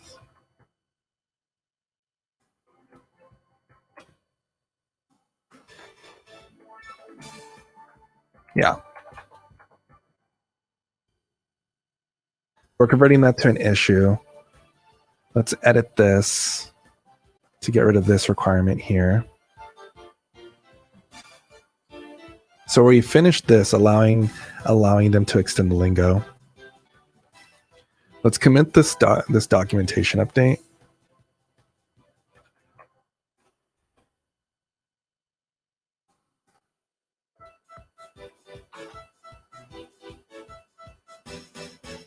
And let's see about what it takes to actually get this on Hex.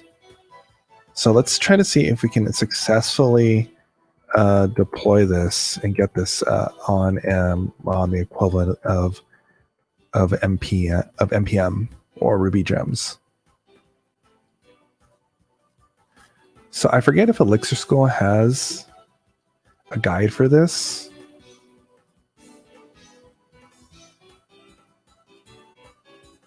I don't think it does.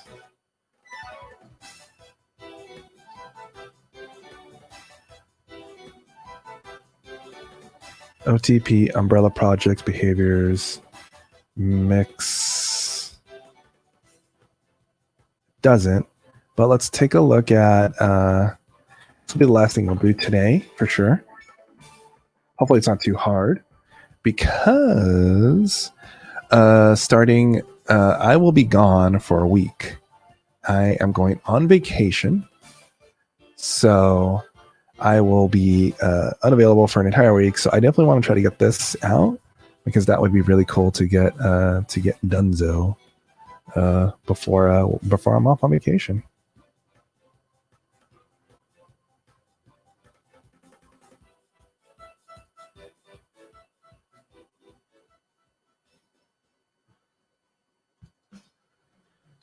So Elixir, I guess let's look at Elixir Lang and see if there's any guides here. Guides, hex packages.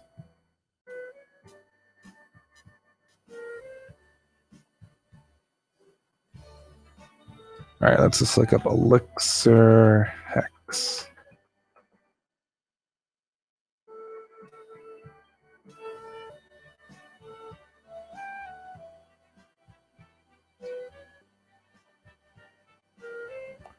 Fetch dependency from Hex without creating. Publish packages. Create an account and follow the publishing guide. Your package will be immediately available to all Elixir and Erlang users. The documentation will be available on Hex docs. So let's take a look. Let's take a look. You see. So first we have to create an account. So since I'm creating an account, you can't see that information. So we're just going to go and put this screen up. Shh, don't look. All right.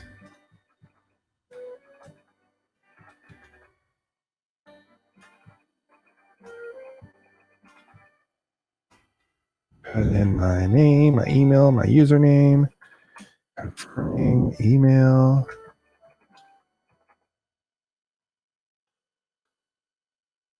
And we're going to generate a password. And let's see here. So that looks, yep. And sign up. We're so secure here that even I don't know the password. Oh, conspiracy. Okay, I think we are good to take this screen off. Welcome back, everyone. Okay, so publishing guide. Let's take a look at the publishing guide. Let's see what it says. So, hence, zoom in for everyone to see. Publishing a package to Hex consists of registering a Hex user, adding metadata to the project, mix EXS file, and finally submitting the package with a mix task. Registering a Hex user. When registering a Hex user, you will be prompted for a username, email, and password. Email is used to confirm your identity during sign up, as well as contact you in case the issue with one of your packages. The email will never be shared with third parties. And let me verify my email address, because I just got that. And let's see here.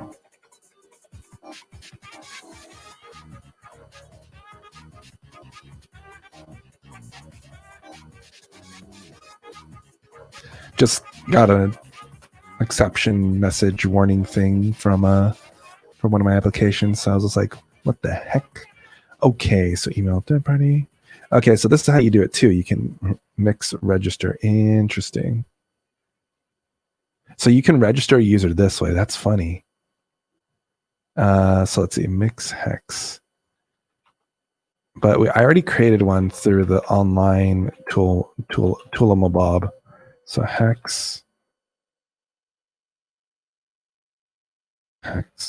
user. Or it's mix hex.user, not hex.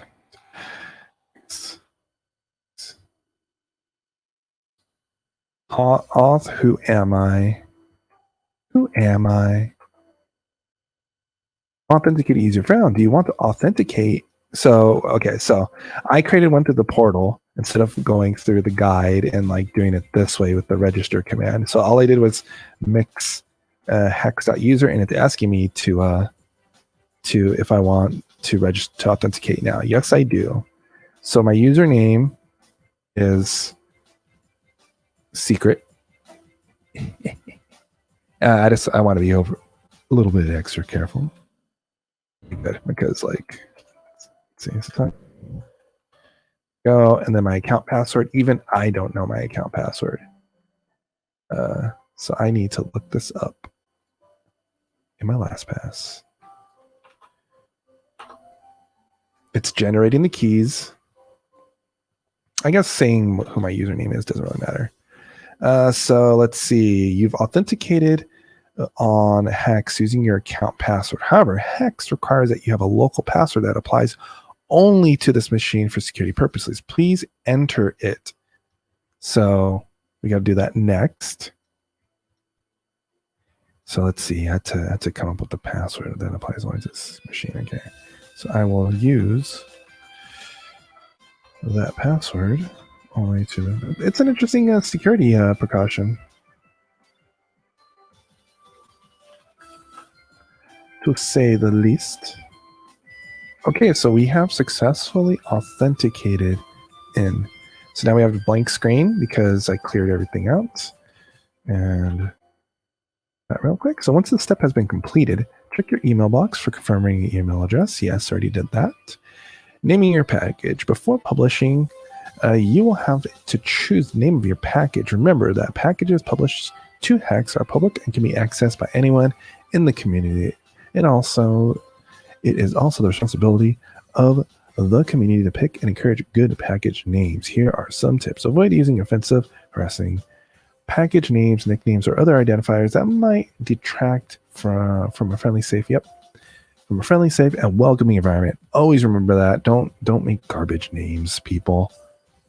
I know, yeah. Don't. If you're providing functionality on top of an existing package, consider using the package name as a prefix. For example, if you want to add authentication to plug, consider calling your package plug auth, or we have a brand new package, not a problem, foobar. That's a perfectly acceptable package name. Avoid namespaces conflicting with existing packages. Plug owns plug namespace if you have an already authenticated package, or plug used the namespace plug auth. Okay, well ours is like fairly unique. Okay, so we have a mex exs file in our package already. So, and then talking about versioning and stuff like that. So let's go ahead and take a look at our mix ex package and take a look at all that information. So the app names talk like X. Our version is 0.10. I prefer that if this was like version 0.1. Like this is really early. Really early. What else keys? So we have under package property of this some additional configuration options.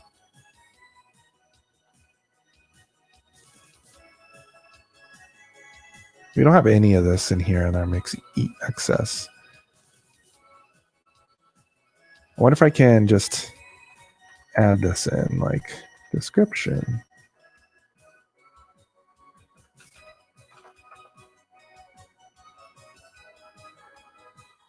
Configured is the package is configured in the project function.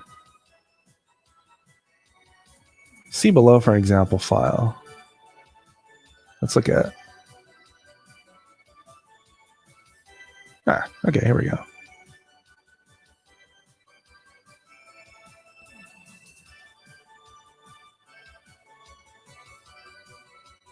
Okay, so there's a description method. This is interesting, the way they did this. So let me read this again. So package version. So while your package version is a major.o version and breaking changes should be indicated by incrementing the minor version. For example, that fill in the description property under the package property. There's some additional stuff. Organization. Okay. Yeah. Source URL. Dependencies. We have that. Okay. Documentation is automatically published to hex.pm when you publish your package. If you only want to publish the package itself, you can run hex mix hex publish package. Similarly, if you want to republish documentation of an existing package version, you can run. Okay, that's really cool. I like that you could independently publish documentation from the code or the other way around. Specifically publishing only the docs, because that's one of the gripes I have with npm JS, is that the docs are at least based off my limited knowledge, I guess, asterisks. The docs for npm JS packages are pulled from the README, and so you can't directly pull from the README. So you can't like publish releases of new documentation without publishing a new package version. So if you wanted to go back and make your package more robust, you would have to do a patch version of it in order to get it to update the documentation. Hex will build the documentation, running mixed docs task will to make it help us set this up. The x_doc provides a task so you can add the dependencies if you don't have to do anything else. Get your documentation. It builds when you publish your package. Check out documentation for xdoc. For information on how to configure your docs, we recommend building your docs locally, mixed docs, before publishing them to Hex. Finally, also take a look at Elixir guide for writing documentation. We have that open in the tab for suggestions of best practices. If you want to use another documentation tool, nah, we don't. Okay, so here is our example that we're going to go by. So let's copy over this part first with the private methods for description and package. This is really interesting. So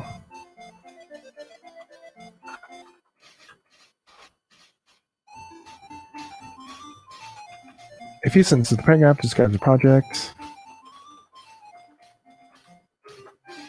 translates a string of words to a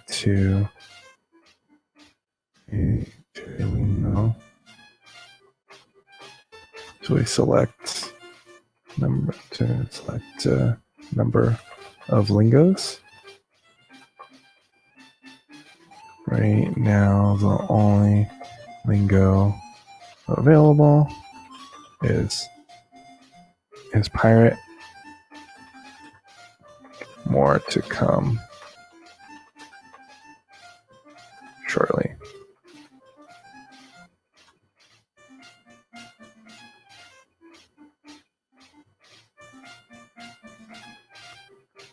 So we don't care about the name there.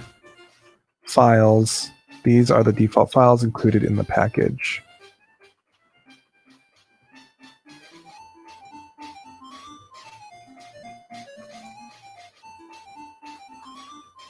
I guess that's fine.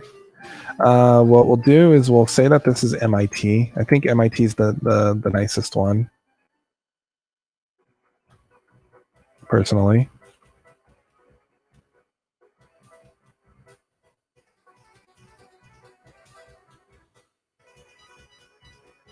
And we need the URL to our repository.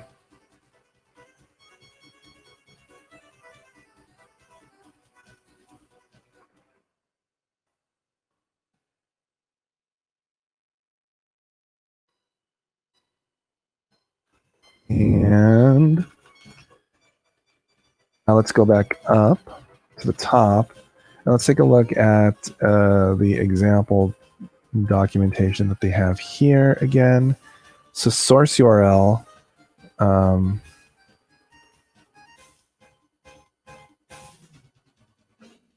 Let's add that in. Source URL. And source URL is the thing that we just tried to paste in just a second ago. Whoa. Our URL for our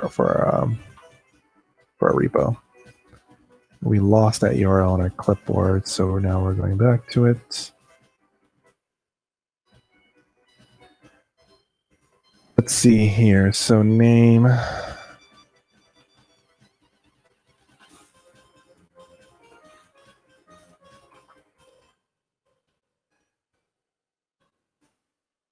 Talk like a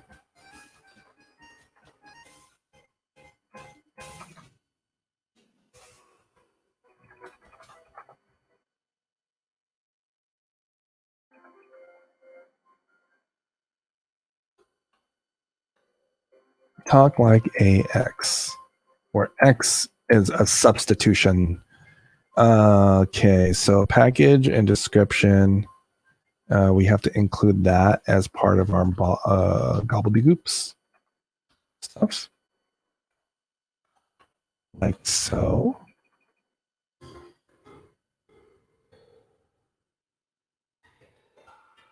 Okay, so now if we wanted to print this out, we run the command mix docs in order to get this to generate the documentation. So let's take a look at that. Let's try running mix docs and see what happens. Task docs cannot be found. Did you mean?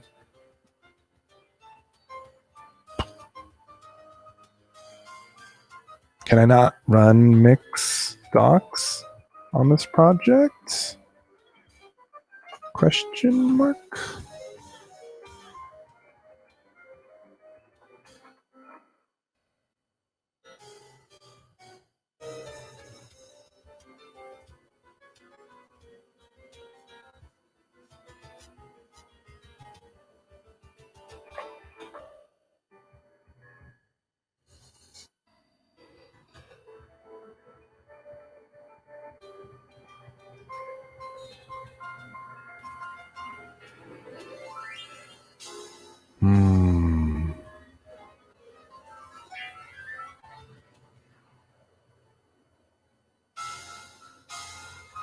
Interesting.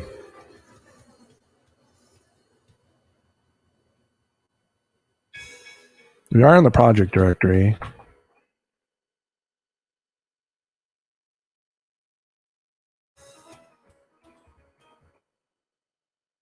Intriguing. How about mix doc? No. All right. Well, let's just keep on going. Submitting the package. So after package metadata and dependencies have been added, mix access we're ready to publish. Mix hex publish is the command. Congratulations, you published your package. Let's do it. If something goes wrong, we can always publish it later.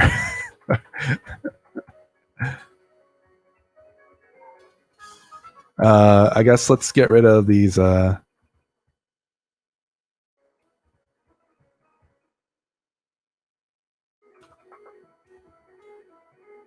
Let's do it. I wonder if that was the reason, that error. So we got an error coming through. So let's try this again. Mix docs. Oh, mix docs actually worked. Hold on. Oh, wait, did it? It generated something. I don't know what it did.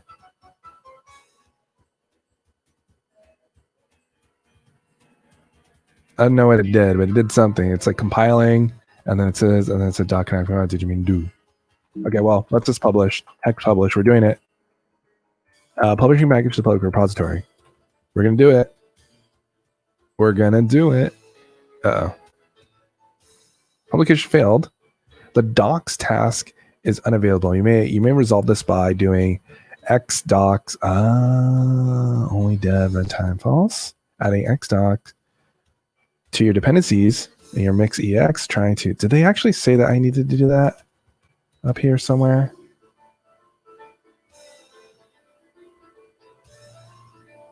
No, it didn't explicitly say that.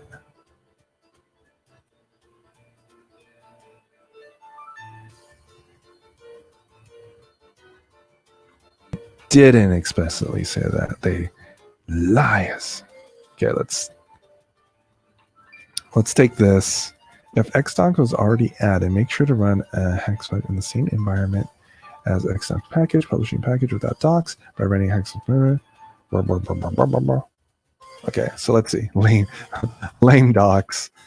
Here we go. So we just add the dependency here. Let's do that. Don't forget the comma. So now we should actually be able to. So that was the reason why the hex, the docs weren't there, is because we just didn't have the package. So what?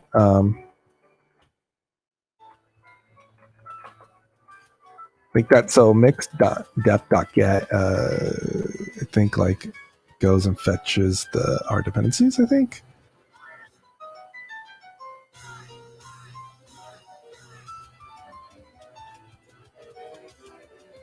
Elixir.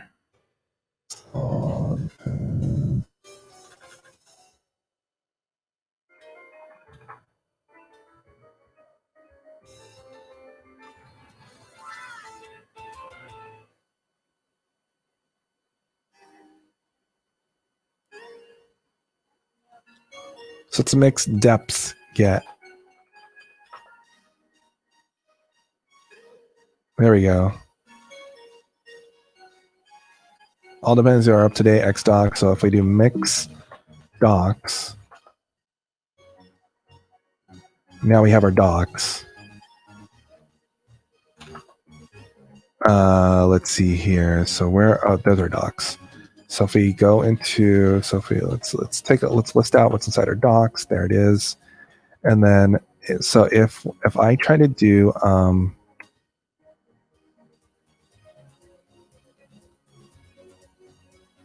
I want to serve up the index HTML docs, which is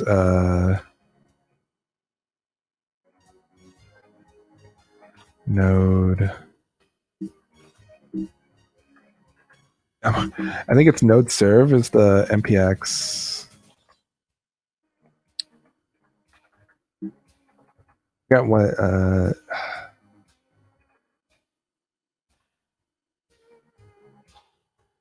npm CLI node server. HTTP server. That's what HTTP server. So we're going to run HTTP server in the command line to host the docs, so we can actually see how they look. So docs.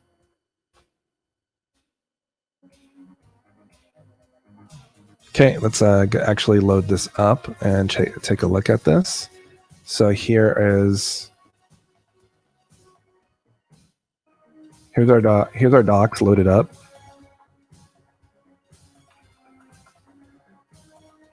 So talk like an X is our main one.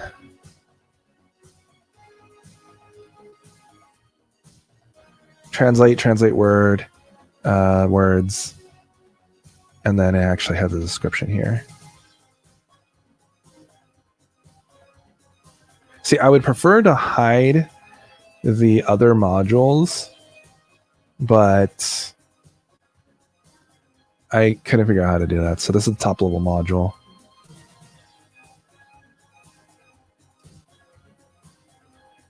But the main module actually has the proper the guide of how to use this, and here's all the submodules. So that's fine. So someone comes into here, they'll see this, and they'll see the 3 different words here for this. And be able to understand how to use this, hopefully. And then now Dr. Argus is immortalized in the documentation.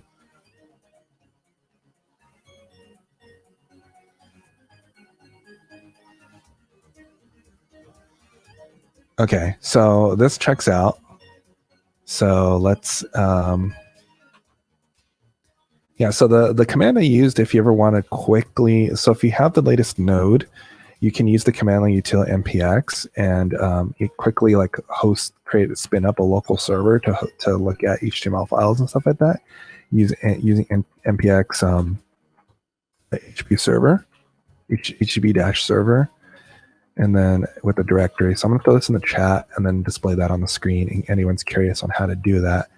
npx, the HTTP server, and then directory that contains your index HTML file. If you're running in the same directory, then you don't have to provide the directory path. It's just a nice simple way to boot up something without having to like install any dependencies. npx will just go and fetch the package for you and automatically run it. So before we officially try to push this up, we just like updated a bunch of like documentation, added hex docs and stuff like that. So let's go ahead and update mix.xs.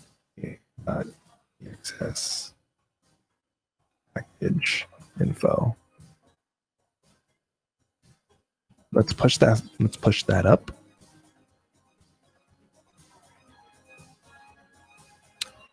And then we're going to run the deployment command again. So that was mix publish. Publishing package to a public repository. Yes, that's what we want to do. And generating the docs, HTML and EPUB. And then, so now we want to put in my local password. Oops. And away it goes. Version 001 of Talk Like AX is out there. Here is the URL. Hex, so hex docs and hex package.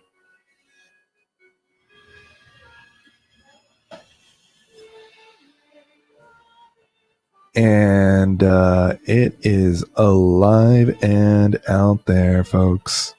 It is out there. That's right. It's happened. It's here. It's alive. Talk Like AX is out there. Put it in the chat. There's the URL. So publishing a package was actually extremely easy. I accidentally shut your woo, Mary. Although it was very appropriate. But it's out there. And it has all of the ways to install it. And yeah, there it is. There's our dependencies. 2 dependencies so far, deep merge and YAML Elixir. It's out there. It is out there.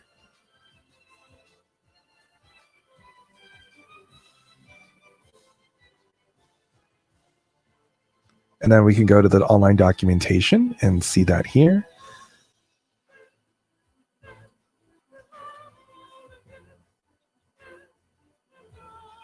So we'll have to, let's see. So if we go to the main one, see this main one, you see, I still need to figure out a better way to do stuff. But it is out there. It's actually super easy to publish.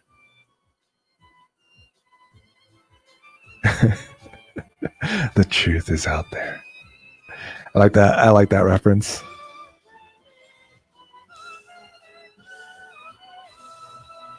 Awesome.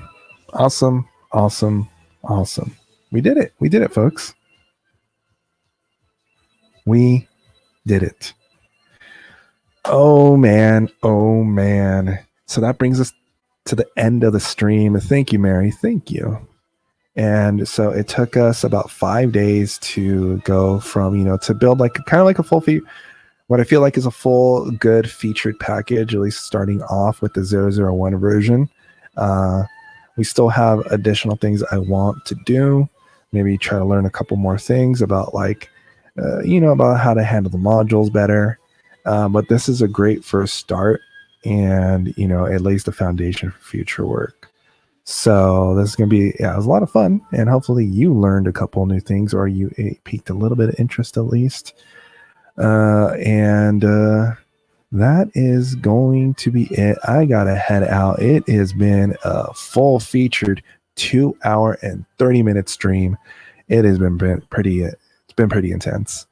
So let me get this out of my face. There we go. So hopefully you had a good time. And I will be back in 2 weeks from now. So next Friday, next week I am entirely off. I will be busy moving. I'll be back the following Friday after that. So two Fridays from now, and I'll be streaming from a different location, hopefully, and because I'll be in an entirely new office, a new home office. So I'll catch you then. I'm going to hit you with the outro screen and then hit you with rating over to someone else here on Twitch, another programming streamer. So I hope you have a great rest of your Friday and you have a good 3-day weekend. Enjoy Labor Day if you are here in the States. Otherwise, just have a good weekend. Stay safe, stay healthy, and stay cool. and I will catch you later. Bye bye.